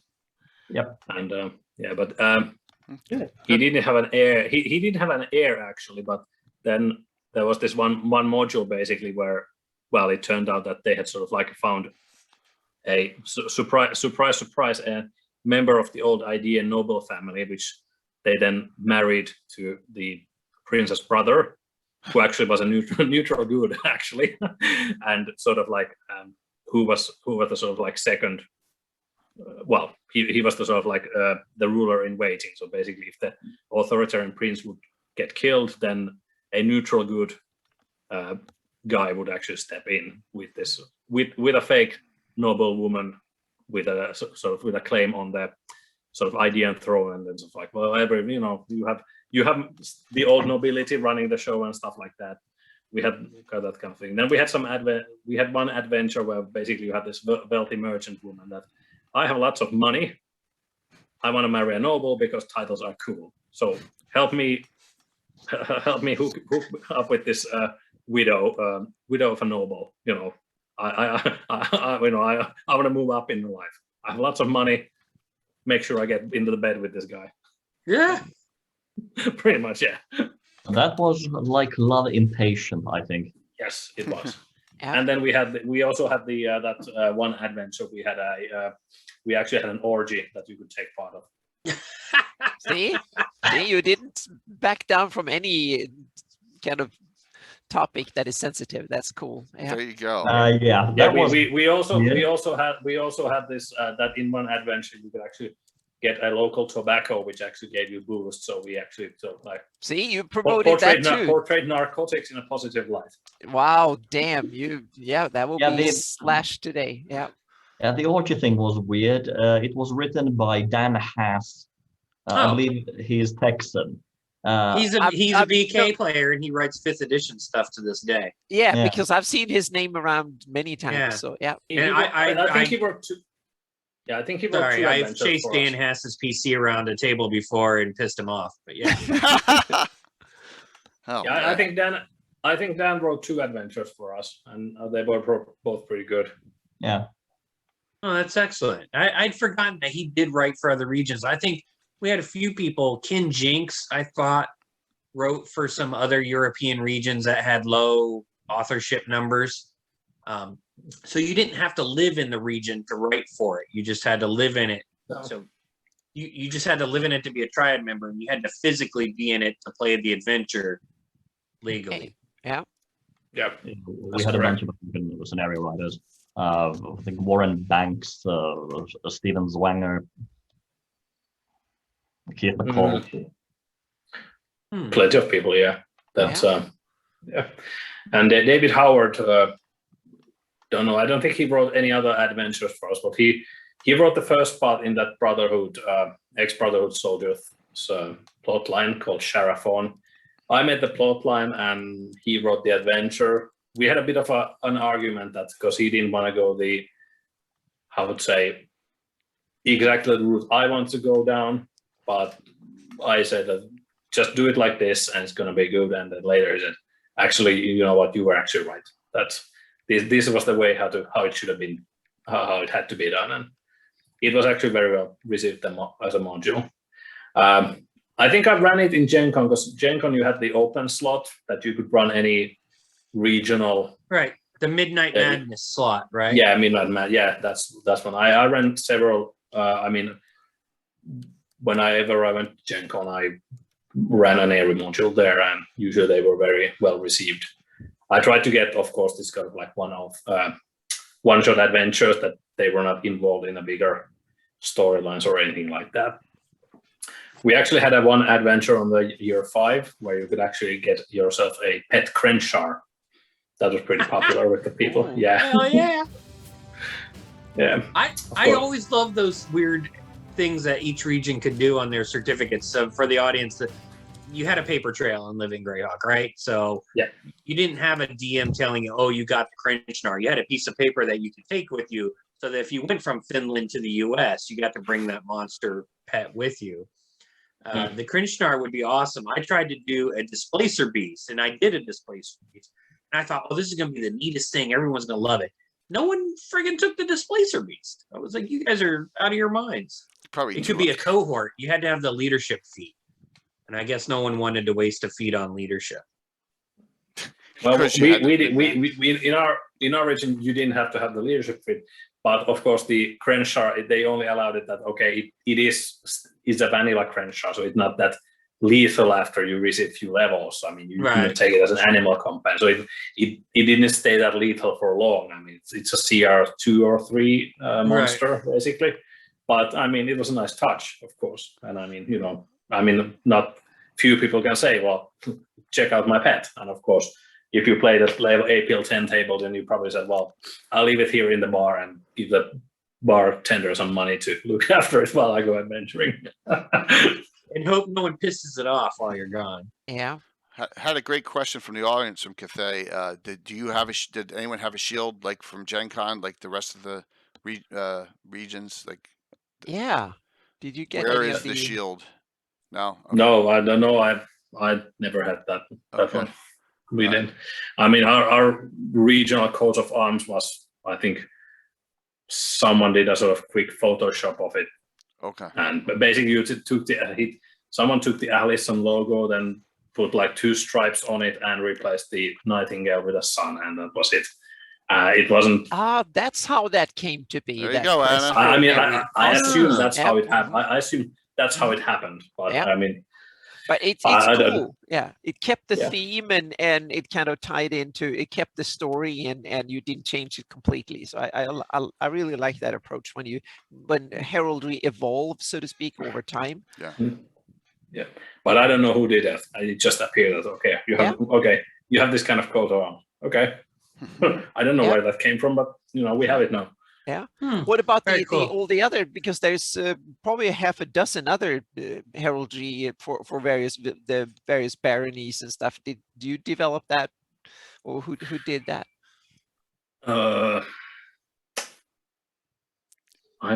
Within that area. I don't know. I mean, for this Poilits, it was done by Nick Silverstone, who wrote the Heart of the Wood adventure, and he also had some material which we sort of made in this Barony of Poilits. It was pretty good, and I think he designed the logo for there. Everything else, I think, to be honest, I probably look at the sort of like the county coat of arms of Finland, and then I noticed, well, these look pretty cool. I mean, these could be adapted, and I probably just said that. Well, I don't know who eventually drew them or something like that, but I just sort of described that it could be like this. You have like Neri City with the 2 suns and Erdi suns, and then you have 2 bulls in the blue checkered too. So yeah, some stuff like that. But then the actual counties, I just looked at, okay, this is for some Finnish county. It looks pretty cool. I'll adapt it a bit for fantasy. Oh, that's cool. Yeah, because I was thinking about stealing from my hometown in Sweden. They had a because Sweden, just like Finland, have crests. When you drive around the country, you come to different communities and you can see their crest on the city sign, so to speak, which is really cool. So I'm thinking about stealing some ideas and stuff like that, put into Greyhawk. Sure. I haven't done it, but I'm thinking about it just for paying homage to the town where I grew up. They had 2 geese heads, and just like it's close to Förbobonk and Hamlet. It's very close to it. So when we saw Hamlet, we were like, yes, that's almost like the town we grew up in. They had this kind of what you call it, the wheat, when you put that in a bunch. I don't know what really. Oh, the herald, the term for that. Yeah, there's a term for it. Brian would know, and he's not. Yeah, and then you have 2 geese heads where they're the one where I grew up. So it's half of it was and a blue background instead of a green. So it's kind of cool. So I'm thinking about doing it in Förbobonk area or Southern Furiondi or something, because it would tie into the setting too. Yeah. So if I would summarize, I mean, of course, just in case we run out of time, if I would, if I summarize the sort of like Neri as a region, that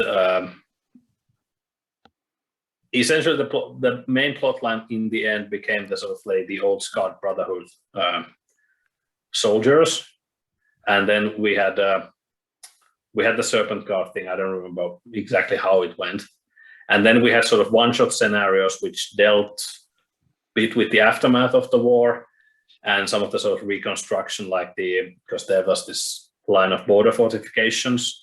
So of course we had to visit there because it was official canon, and Jukka wrote that one. And then I was sort of like how Ahlissa is taking control of the area, and sort of like, we have some internal problems here, and then we have this old soldiers and stuff like that. So it was about, this was the background for the region, and that's what we hope to follow with the adventures and resolve through the plot lines, essentially. Cool. Yeah. I had a question earlier. I want to give it to Jukka on characters. What levels did the PCs reach? And can you talk about some of the memorable player characters that you know from maybe some of your friends or yourself, or that were in this campaign? Oh, there were many. I mean, the level cap was 12, I think, for the campaign, and some of us almost made it there at the end. Okay. 12. Yeah, 16. Yeah, I mean, we made pretty high level, but I mean, in the region, of course, because I mean, you had to play a lot to get to high level. We didn't really have that many. Most of our adventures were from APL 2 to 8, because basically people didn't reach that high levels. Then I think we had one APL 6 to 12 and 4 to 12, something like that. But we didn't really go for this very high level stuff. We didn't have any like APL 10 to 16, of course, with nobody reached that level. For example, you had the core adventure dealing with the It's a 16. Vecna or something like that, and then you had the APL 10 to 16, stuff like that. We were quite low key in that sense. Okay. But yeah, there was a question about memorable characters. Yeah, let's hear it. There was a bunch. One friend of mine played the only cleric of Palor in Neri, who ended up founding the church in Radok, actually. And I think he started out as an Iridian human, and then the player one time shows up. He's just been laid off from work, and he was a bit tipsy coming to the game, which was a core module by Crichton Broadhurst. So the guy ends up sledding with his tower shield down an icy slope into this cursed ice dungeon, where at the bottom there is an undead dragon. Which killed him in like one round. Yes. He was later reincarnated as a half-orc. Cool. Gotta love that. So he was tipsied in real life and decided he's going to pull Legolas on a shield and slide down into the. All right, well, there you go. So, you yeah, know. and what- it ended well. By the way, everyone, Crichton will be on a future show. We will set up a date. I've been talking to him via email, and that will happen. Okay, so just Oh, note great. that is going Yep. to happen. Yes. Yeah, Excellent. After Jason Bullman, I think he's the one module writer I know with most kills. Yeah, that'll be an interesting discussion, definitely. Yeah. So, any others you want to talk about there, character wise? That sounds interesting. So let me shut off my phone. There we go. Here you go.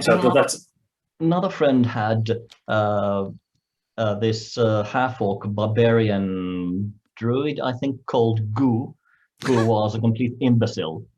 The character had an intelligence like 6. Yes. Sounds familiar. And It does. he role-played that moron to the hilt. In one module, it was an infiltration mission. The characters asked, "Where do you come from?" "Home."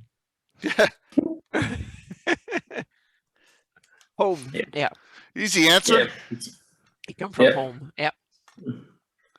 Yeah, I had this one paladin which I played a bit as well in Red Hand of Doom, and of course I played him. He had to be as heroic as possible. So if there was a possibility of leaping from somewhere high on top of the enemy, he had to do it. If there was a chandelier, he had to swing on it. Yeah. Basically, if it didn't make sense, he had to do it. And one time he was riding this giant owl, so he jumped from the airborne to fight a giant. So for some like 50 feet up, he was like, "I will go and fight this giant." Woo! So he just jumped. He just jumped and landed. Okay. I just yeah. That's awesome. But the characters themselves, they're not. I don't remember them that much. One character, he had a donkey and a wagon, and he basically had every weapon and equipment part from the player's handbook. And he had this donkey with him, so he had every possible item that he could possibly have with his donkey all the time. So you need caltrops. Well, my inventory says that I actually have like 15 caltrops here, so that's fine. Which sort of came handy. Which came in handy in one adventure by the sort of, well, we need to fortify this farmhouse for defend. Well, I have spades and shovels and burning oil, so let's dig a ditch and fill it with oil and caltrops. How many 10-foot poles did he have carrying around? Sorry? How many 10-foot poles did he have? Yeah, Well, I'm sure he had several. I don't know very well. I'm sure he had lots of them. Did Did you guys ever give out any intelligent weapons on adventure records? Or second part of the question, did players from other regions ever show up and you just looked at whatever item they used and that's bullshit? Did the Germans give away too much stuff, or did the Brits, or did the French? No, I mean we only have a couple of Americans visit and then the Germans. So I mean I never saw anything completely ridiculous there. But what was say the most unusual thing you guys would have given out on an adventure record other than the Krenchnar? Let's see. No intelligent weapons. Boots of speed. No. Well, Prince of ID gave you a spouse. Yeah. Oh wow. Oh, there you go. Yeah, and well, that was basically sort of like hill tribe that you're a respected member and you get yourself a spouse. I mean, it wasn't specific. I mean, there was a slight follow up on one later module. Basically, it was just like that. Basically, this one adventure you get a house, another module you get a spouse. So there you go. That could have been as much of a curse as a treasure, so to speak. Could you bring the spouse to the orgy adventure? I'm just kidding. That was the same adventure. Oh, okay. See, there you go. There you go. There you go. It's too early for me to start drinking. BJ, now Talk you're crazy. ratings. Now you will make partner. We Oh talk yeah, more because about this. You will make this is which the round I partner gotta go it's- down. Yep. Oh my Yep. gosh. I'm gonna. It was an immensely uncomfortable scene to GM. Yeah. Yeah, that might be. That's in the dimension you need to play with the right players and the right DM to make it fun. So yeah, The Unbelievable. right Or drugs just and it, alcohol. like, yeah, and move on. the right amount of alcohol, not too much, not too little. So Well, I have to say the player experience. Because just this veering off a bit, but when I ran the Bright Sense series, and there was this time travel thing, Time's Tide in Bright Sense, I actually didn't tell the players about it, but they were playing on APL 4. But I ran it on APL 2. But unlike in the actual module, I decided that they are not allowed to take any equipment with them. So that's why I put the put it down. So then everybody was enjoyed it, and of course the half of course immediately sort of like going that. I want your boots, your clothes, your guns, and your donkey. So Yeah. did you have female players in your area? Just curious. Oh yeah. Good. Yeah. I mean, actually, I'm a godfather to her child. Oh wow. At least See? one. At least one of them. I think. Not sure. At least one. I mean, we had these two players. They were living together. They later got married, and now they have 2 kids. So Awesome. Great. yeah. Very, very cool. All right. So any other general questions from the audience or from Anna, Mike, or Casey there? I'm say this discussion is one. I had a problem when I was trying to back in the day wanted to be an RPGA member, and they had a hard time processing it. This was before email, so I sent a letter saying that how can I become a member, where do I send my money to and stuff, and they couldn't answer me, and that's when I didn't pursue the anymore, and I was working hard at the time too, so I didn't have that much time. But how did you become member at the convention, or how did that work? Well, I do believe it happened when I went to play in Southampton. Gotcha. I mean, I'm not sure. I mean, I might have tried to become a member before that, but was not entirely successful, I believe. Yeah. I'm not sure, but must have been when I went to Southampton or something like that. Yeah. Yeah, I guess I registered online. At that point, it was free. Yeah. That it became that way, but then I was kind of busy and I kind of skipped it. But early on, I wanted to so bad when I read about it and stuff. So in the late 90s, I sent it in and they couldn't process it. And it's like, oh, we're not sure we can foreigners and whatnot and someone and something, and it didn't work. So yeah. I'm gonna try something here that I may crash the stream on, but let's go for it. Okay. I'm gonna see if I have a map of the and this would be all 598. Anna? There are some cool maps from the. All right, let me see from if the I region, can. so, That's what I'm going to attempt to do, and see. And then I'm going to go to the blow up screen here and see if I can get if this is going to be correct or not. So give me 1 second here, and then because we had a. I'm going through the awesome. All right, okay. Gazetteer here. Okay, good. Let's hope this works. It should. Okay, yeah. Let's see. Famous last words. Yeah. Yes. Okay. All right. Oh Now yeah, go. that's the map I put together. So Yes. now I want to Yeah. hear how many errors and problems. And All right, I'm stuff. going to get. Yeah, just because tell I me read can all go the up, down, I modules can go wherever and you the want. guest- Look at and all the- the heraldry here too. All right, so there. Yeah, and I added that in too. So we see the heraldry there with the green and blue gold barred, and you're saying that was the change that was made for the heraldry. Yeah, the one under the principality, the one on the left with the blue stripe and the sun. That was the official coat of arms for the region. And then on the right, there's the coat of arms for ID. Yep. Yeah, the before old it was ID. conquered. Yeah. Yep. Okay. There are there's one with a minotaur or a bullhead on it here over here in the barony of Menst, right? Yep. I mean, right there. Yeah, Yeah, that was I believe that was the. I need to check it out, but I think that was the the heraldry that you see, they are the coat of arms of the noble families that rule that particular area. Mhm. Okay. Yep. Yep. Took them from the. You actually, the if you put the map back, there was that Shar Hesiel place that Jukka had mentioned, quite close to the IDN coat of arms. That was the place. Well, basically for the Scarred Brotherhood soldiers to live in. Mhm. Oh, there it is. Okay, so I see it right here. Okay, okay. Yeah. So that's a prison camp. Oh no, that's a town afterwards. No. That's a town afterwards. It wasn't. It wasn't afterward.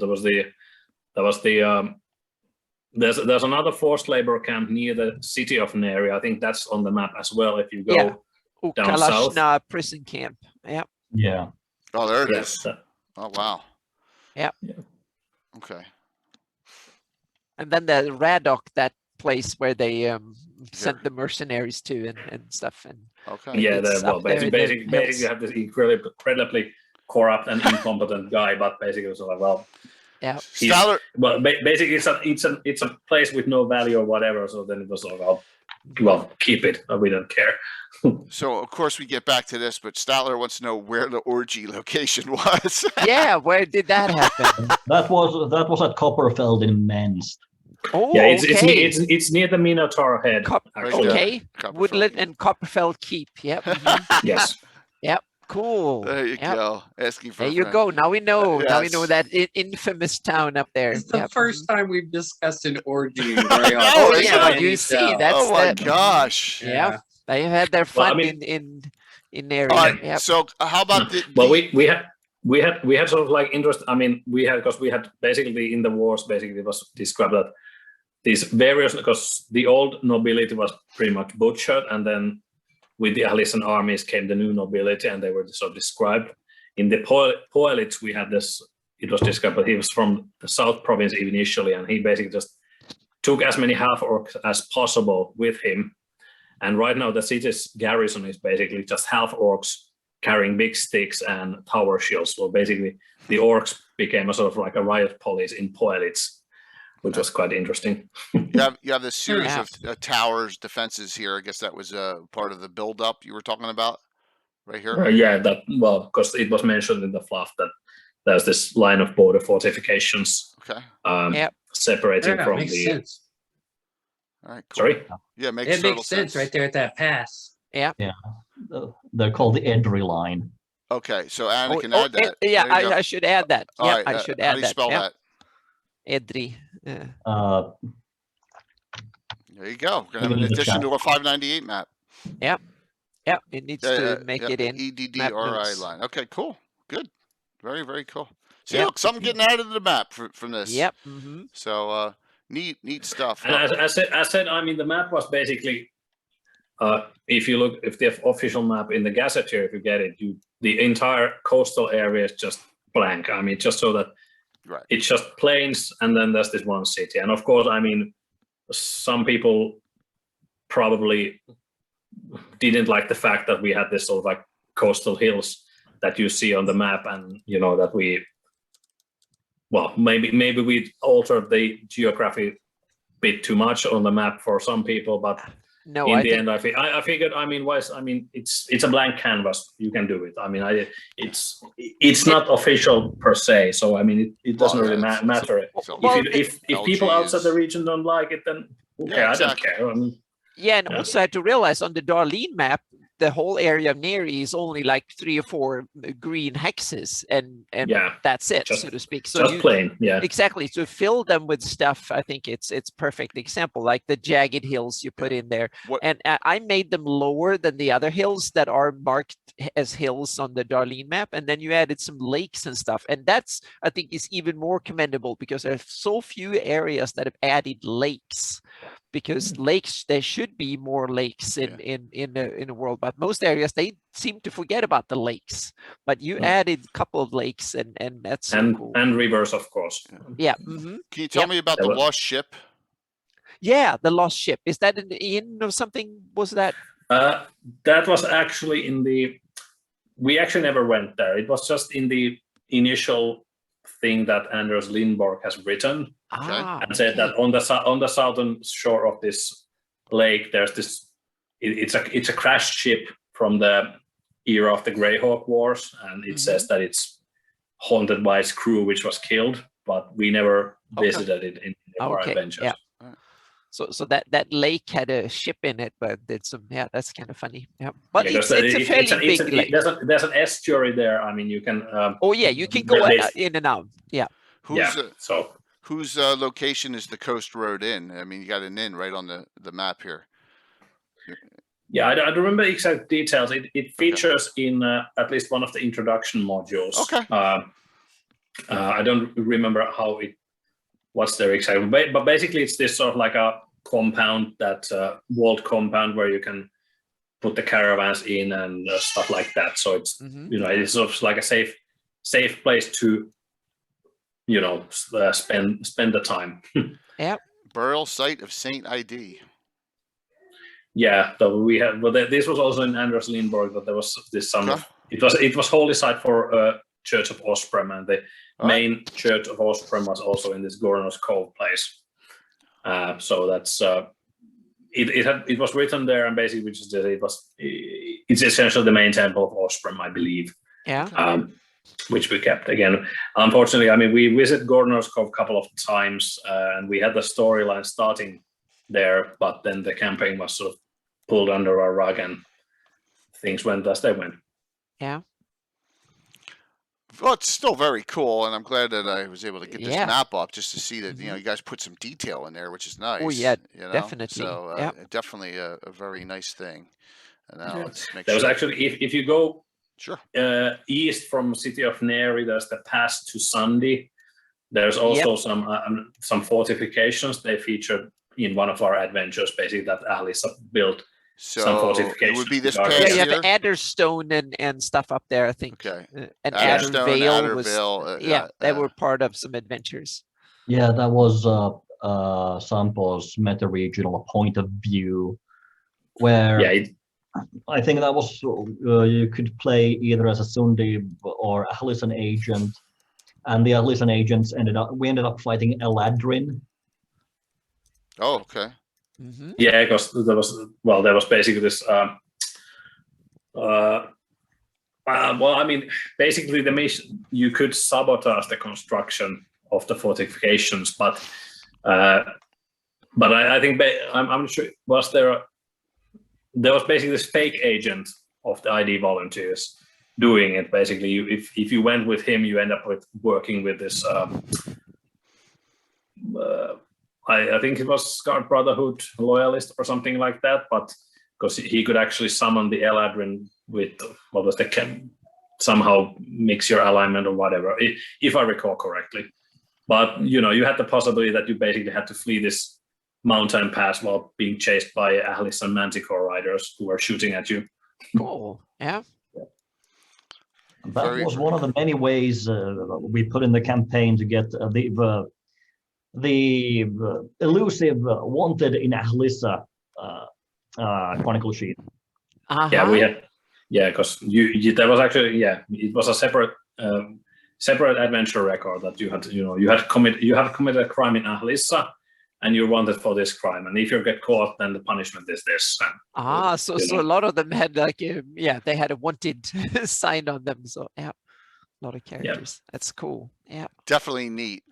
So I know we're winding down a little bit here. I mean, this has been a great enlightening conversation just to see what was going on in the European area of living Greyhawk. I'm so excited that you both came on to talk about this. Anything either of you would like to say in your whole experiences? Would you do it again? Would you do things differently? I'd love to hear your post thoughts on the entire era. Who would like to handle that? Sample, you want to go first? Go ahead. Well, I mean, I would definitely do it again. There were some issues. I didn't quite understand the fluff maybe in the start. So we had to I had written stuff which didn't actually apply for the gazetteer. So we had to run a module where we sort of fixed this mistake, so we could retcon it out of existence. Just one. There's problem. Sorry, there's some issue. All right. That is so a loud kitty. Yuka, Yep. we'll have you. Whoa! Yeah. Pull the microphone. Yeah. Yeah. Well, Uh-oh. Uh-oh. Yeah, we have issue. Yep. Okay. So yeah. you he got, has yeah. problems. mhm. But yeah, for me, living Greyhawk was an immensely rewarding experience, and it taught me a great deal about event organizing. I mean, I'm now a con runner. Sorry, there was a Everything okay? apparently there well, it's nothing here, but it was apparently there one of the Danish players might have died. He's been resuscitated on the field. What? Soccer player? Yeah, they're Finland is playing Denmark, and apparently they're trying to revive one of the Danish players. He collapsed on the field. During Euro 2000? Oh my gosh. Yeah. Oh my gosh. Sorry to hear that. Yeah. Okay. Yeah. Okay. Yeah, we have some football fans. Yeah. Yeah, I'm really sorry to hear It's that. Yeah. not fun. Yeah. Yeah. So well, okay. Well, that's a bit damp on the situation, but yeah. Yeah. Okay, but I would certainly. It's okay. Okay. If you have to depart, it's okay. Yeah. Well, if you talk with Jukka, I'll see if I can come back a bit All right. later. Okay. Sounds good. Okay. Sounds good. Sounds Yep. good. Sounds good. Yeah, you can mute him in the meantime Yeah, if you want. I'm gonna try to do that. Yeah. Okay. Go ahead, Yuka. Yeah, so I learned a lot about event organizing, about adventure writing, and it was a whole lot of fun. I would definitely do it again. Yeah. I would probably do it also better. Well, yeah, we can always improve Yeah. if we get a chance to do it Well, again. we're 20 yeah. years down the road. Yeah. Yeah, and I've since been involved in heavily in Pathfinder Society, and I've Okay. done some consulting for a game company about organized play stuff. And the thing I really loved about the Living Greyhawk is the regional system, and that has that feeling of a living world hasn't been duplicated, I think, anywhere. No, I agree. I'm not sure it could be done again, but I'd like to see it tried. Yeah.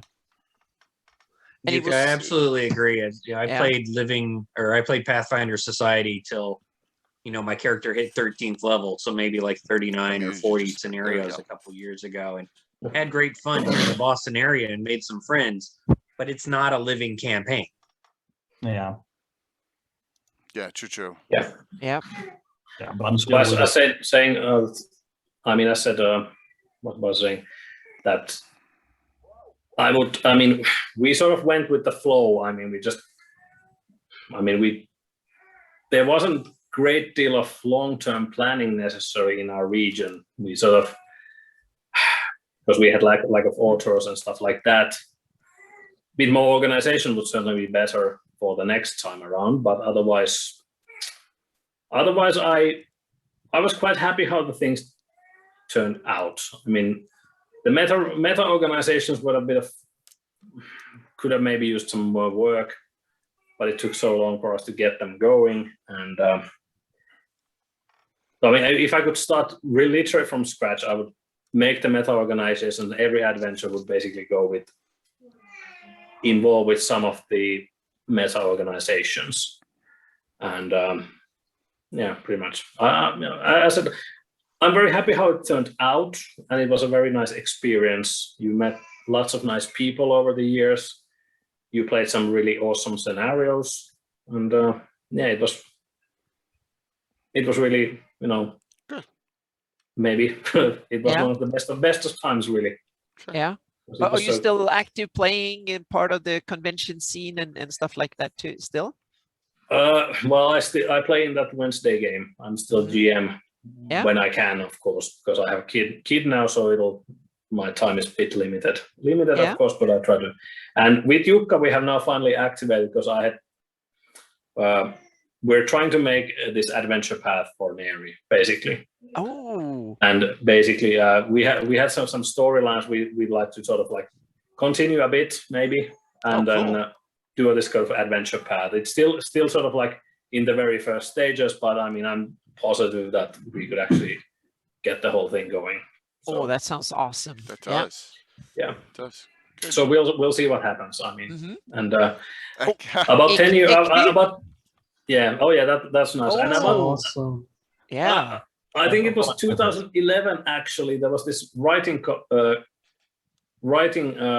scenario writing contest in Ropecon actually, That's and awesome. I wrote an adventure for Neri and actually won the first prize, which was pretty interesting. And I'm gonna feature that's gonna feature in the adventure path in the end. But Oh, nice. Yeah, the contest was, by the way, judged by our guests of honor that year, Frank Mintzer and Eric Mona. Oh wow. Oh, Okay. wow. Cool. Yeah. Yeah, very cool.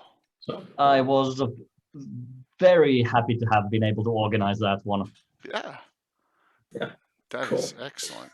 Well, I'm glad to hear that you may like re-kick started and continue onward. That's fantastic. Yeah. It's Mhm. always good to keep it going. The stories are there and you want to share with others. Yeah, and add to so- the Yeah. Greyhawk community content. That's So fantastic. would you like to say anything else in closing? No, I think we've covered all the pertinent stuff. All right, great. So thanks for having me. It's been Oh fun. yes, Oh, Oh, it's been thank great, you. guys. Thank you. we'd both like to have so you much for back. coming. There'll be some Thank other you. discussion points. Maybe Yeah. I'll ask you to come back on, and we'll make it amenable to your time slot. I understand. You're in charge of getting other Europeans Yeah, yes, please come on to give the them show. up. Yep. mhm. We'd love to see others come on, and we can always work with Crichton and any other, like find the people in the Bone March and the Germans he's and just- whatnot. yeah. Well, was the Bone March? I mean, I said he's dead. Yeah, Well, but might anyone be else? I mean, others. he, yeah. he was the only guy. Oh, doing he was the anything only- there. He was the only guy. Man. I mean, Yeah. as far as I'm aware, yeah. And Yeah. I mean, there were some attempts to get stuff from Lordship of the Isles. I mean, I even wrote an adventure for them, basically, but they never get around anywhere. This was Yeah, we around have- year 6, and of course, then the campaign ended as well. Because it was a damn shame, because Lordship of the Isles as a region is very, in my opinion, is very interesting. I mean, would be That was really- would be a very nice region for. I mean, I probably could have done wonders with that region. Well, so okay, Ernjeff Broer, one of the Germans, is here. Okay, so this Yeah, is what I'm we gonna need do. him on the show. All Yeah. right, here's the Cannon Fire Discord.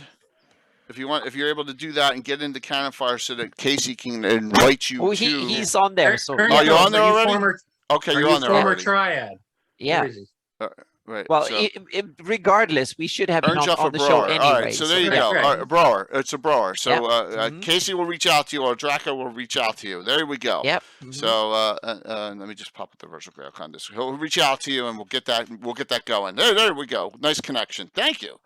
Thanks Yeah. for Yeah. making us aware of that. That's wonderful. Yeah, I joined the Discord now, so I should be able to. Yeah. Oh, Awesome. wonderful. Perfect. Excellent. Yeah. So I'll be there in the future, And- but I'll close it now, of course. Thank you. But now it's working, so that's fine. Okay, that's fine. Good. So, was there any audience questions or anything like that? I think we got through all of them. I was going them as we were going through. I gave most of those out that were, and it was really a wonderful discussion here. Mhm. And we'll definitely we'll talk in the near future. And there's always some other. Please keep us abreast of love to have you back to discuss other topics or discuss other issues that we have going on, because we always like to see the triads and the other members come on for other shows. And we've had them back. I mean, how many different shows have I had Eric Mona on now? So he's been fantastic, and Jason Bowman and Stephen Redney McFarland and all the whole crew. So please, and Casey always does some meta regional shows and some crossover shows and specific for Living Greyhawk topics. So yeah, thank you both so very much for a great. And I'm sure. I mean, if people are interested, I mean, I'm sure they can find our adventures online, because because they can be found online in various places. I mean, if people want to take a peek on what's happened, and so what has happened, I mean, you know, they can read by themselves and see what they like. Excellent. Thank you. Yeah. So, Yeah, since so- this is one of two streams today, it's like Yeah, you have to. I gotta get my yeah. equipment downstairs, and yeah, with Casey and Anna again tonight, but Yep, playing in their mhm. characters, Imri and Garn. Yep. You want to talk about another half orc with low intelligence, but he's hysterical.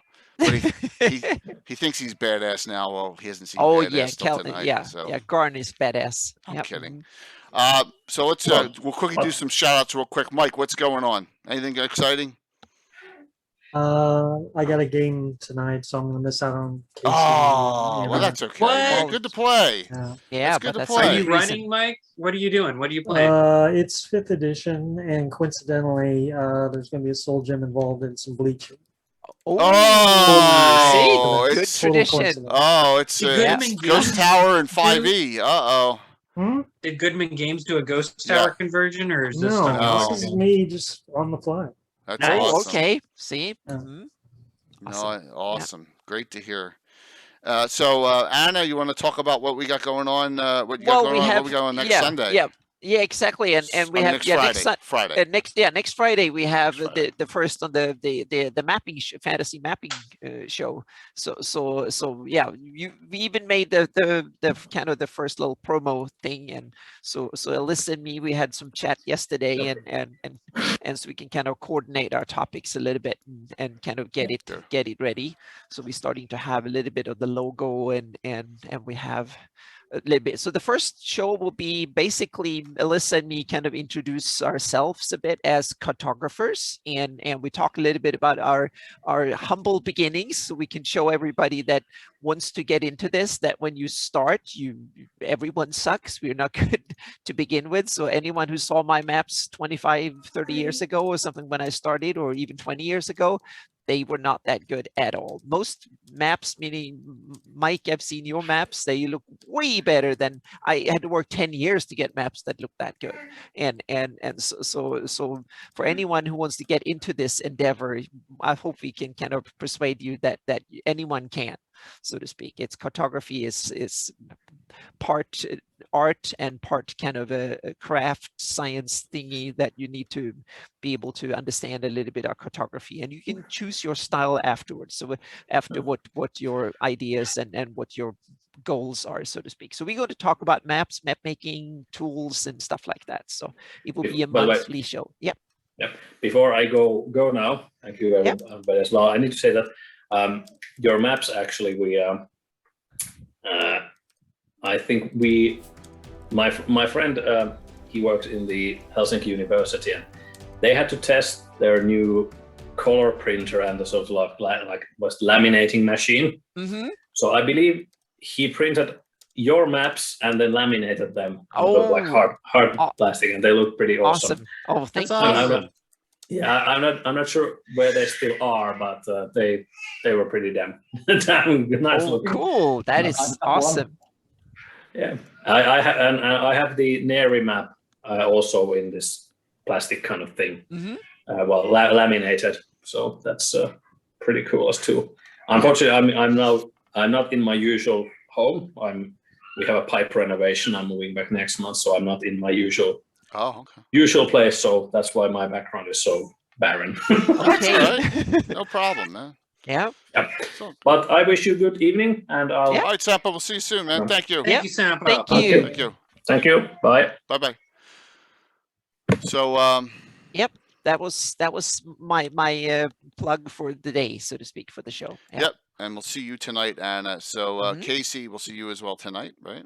Anything else? Yeah, I'll just give a quick shout out. I want to say that I've punted things we're working on. I've punted my Seaton article to Gary Okay. to get his input, since he's the Keelan master and expert.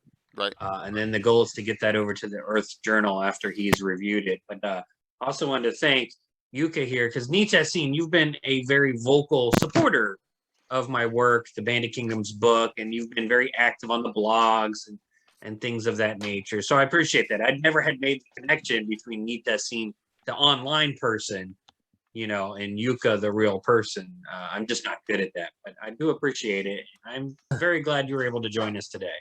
Do miss those late night gray talk chats on Thursdays when the Finns pop in 1 a.m. our time, and that was a long time ago. Yeah. Oh, we Those have are good fun. Discord chats now on Fridays especially, but on the other days too, in Discord Yeah. chat that are Still going on. yeah. So, Sometimes I see them going on when I wake up. Right. we are we got a lot going on, right? I just so much that I'm not going to bore you guys because we're going to do the giveaways too. But just note, tonight we got the great Living Greyhawk Cannon Fighter group, and Judy is not able to come now, so we're down to 6. Yeah, But I just found out this morning. that's fine. We'll be fine with that group. So it's going to be a wonderful show and a fun time. And I know we have our audience gunning for anti-hero points galore. So good luck. Damn. Good luck tonight. And We're in that'll trouble. be at 6 I'm going o'clock. to have like 4 cats arranged around 5 hours. Only in 5 hours. In a So yeah, that's going to protective shield. And it ties in with what I'm doing in my Narwhal game from Thursday. That's this week. That was Thursday and next Thursday, the low levels, the Narwhal Headhunter initiates. And this Cannon Fodder's coming to Narwhal because of something that's happened in that adventure on Thursday night. So, yeah, we got that all tied in. It'll be an interesting. I like how to get the group stall to intermix. Sunday night, another unbelievable discussion. I mean, I got Jeff Grubb on the show.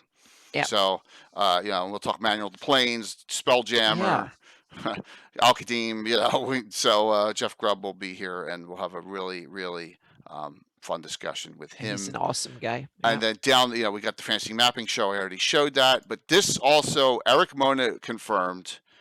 So you've probably seen it pop up here and there. And that is the Bad Adventure fundraiser event benefiting St. Jude. Right. I'm more than likely going to be running Gargoyle for Eric Mona. James Jacobs is in too. I'm not sure if Jason Bowman hasn't confirmed yet, but he should. And then we'll have some other we're asking Luke Gygax to participate in that. And Blue Box will have a game before, at least one game. He may have multiples. And this will all be in Tiltify, just like it was the last time. Direct donate right into the Tiltify system with St. Jude. So we'll have that. And that is Saturday, July 17th. So that's about a month away. So you can see, along with Greyhawk Con, which opens up signups, registration, and events is July 1st for Virtual Greyhawk Con 2. That is coming. So we have a lot going on with Virtual Greyhawk Con 2. Casey's got a big tourney. He's doing a new tourney. And we're going to broadcast BK Tourney 1. Yes. July 10th? We're going to attempt to, yes. Saturday morning, yes. July 10th. Yes. At about 10 a.m. Yes. Eastern time. Yep. We have an all-star lineup for that one, Jay, if you want to announce it. I think Anna's in it. Yeah. I put Jay on the spot. He doesn't have the lineup memorized yet. Yeah, I don't. So Anna's in it. Time Lord's wife, Kayla, is in it. Jose, Triad member, Ortiz, is in it. And then oh damn, I'm putting myself on the spot. Who else I got in it? I got Josh Zarathon is in it, and not to be forgotten, Blue Box John. Yes, there you go. So awesome. Yeah, I think it's going to be amazing, and we're going to broadcast this thing, and then I will retire Bandit Kingdoms Tourney 1 and start focusing on writing the sequel, so which is going to be just as bonkers. Yeah, I can produce this and not and sit back and relax. So, all right, here we go. Let's close this out and get giveaway. We're giving away $25 gift certificate to Castle Entertainment, Carlos's company. Where if you want to do that, that almost pays for getting my module, the Horror in the Hools. But you can use multiple PDFs. Thank you, Casey. There you go. A wonderful, wonderful company. Carlos has so much stuff. You can get with $25. You can get like four PDFs, 4 great modules. All right. So the winner today, and tonight 2 Stratagem Titan Dice giveaways tonight because so there you go. Orca Vomits got to give away the sparkle. No, it's Calliope and the Ahlissa again. There's what I have. I don't. Yeah, that's what they're sending me, and they're in the nicer boxes too. Winner for the $25 CSL Entertainment gift certificate. Vamp Wickman. There you go, Vamp. Congrats.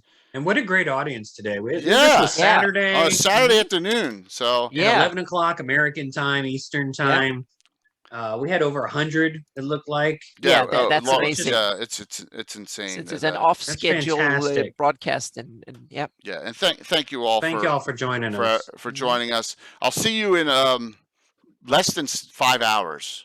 So will Anna, and so will Casey with a real fun game. If you give hero points to Jay tonight, I'm gonna write your name down. Oh, in my notebook. Cannibal said he has 10,000 ready to go. That's 20. Damn. You're in trouble. It's none of my it's none of my doing. It wasn't me. It's him. Now listen. So we're gonna raid into someone nearby to Yuka. We're gonna raid into Skagith right now. He's doing something Dungeons and Dragons wise. He asked me a question in Discord. Didn't even know I was on. So we're just gonna raid into from Finland to Sweden here. So all right. So go in and say hello to Skagith and see what they got going on, and then we'll see you all in a couple hours. And I don't think I hit a wrong button all day today. I just cursed myself. No, you haven't. Yeah. So Yuka, thanks for coming on. What a wonderful Yeah. show. Thank you. Thank you so very much. Thank you. See you around. Please feel free to reach out to me anytime at Discord and with any ideas or any other things you want to participate in. And we'll see you all soon. See you in a couple hours. Bye. All right, setting the raid up. Give me 1 sec here. Yep. And then we'll figure out what Sky had a question to ask me. So raid. Oh, we got a regular Cathay. We got a regular hero point in there too. Raid. See what he's doing.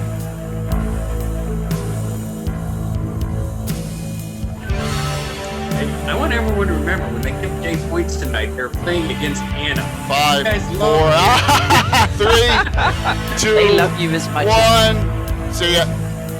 Look at that. My wife just called the second I just went Yeah. offline. Perfect timing. Hey, hon. How are you? All right, cool. Sounds good. Perfect timing.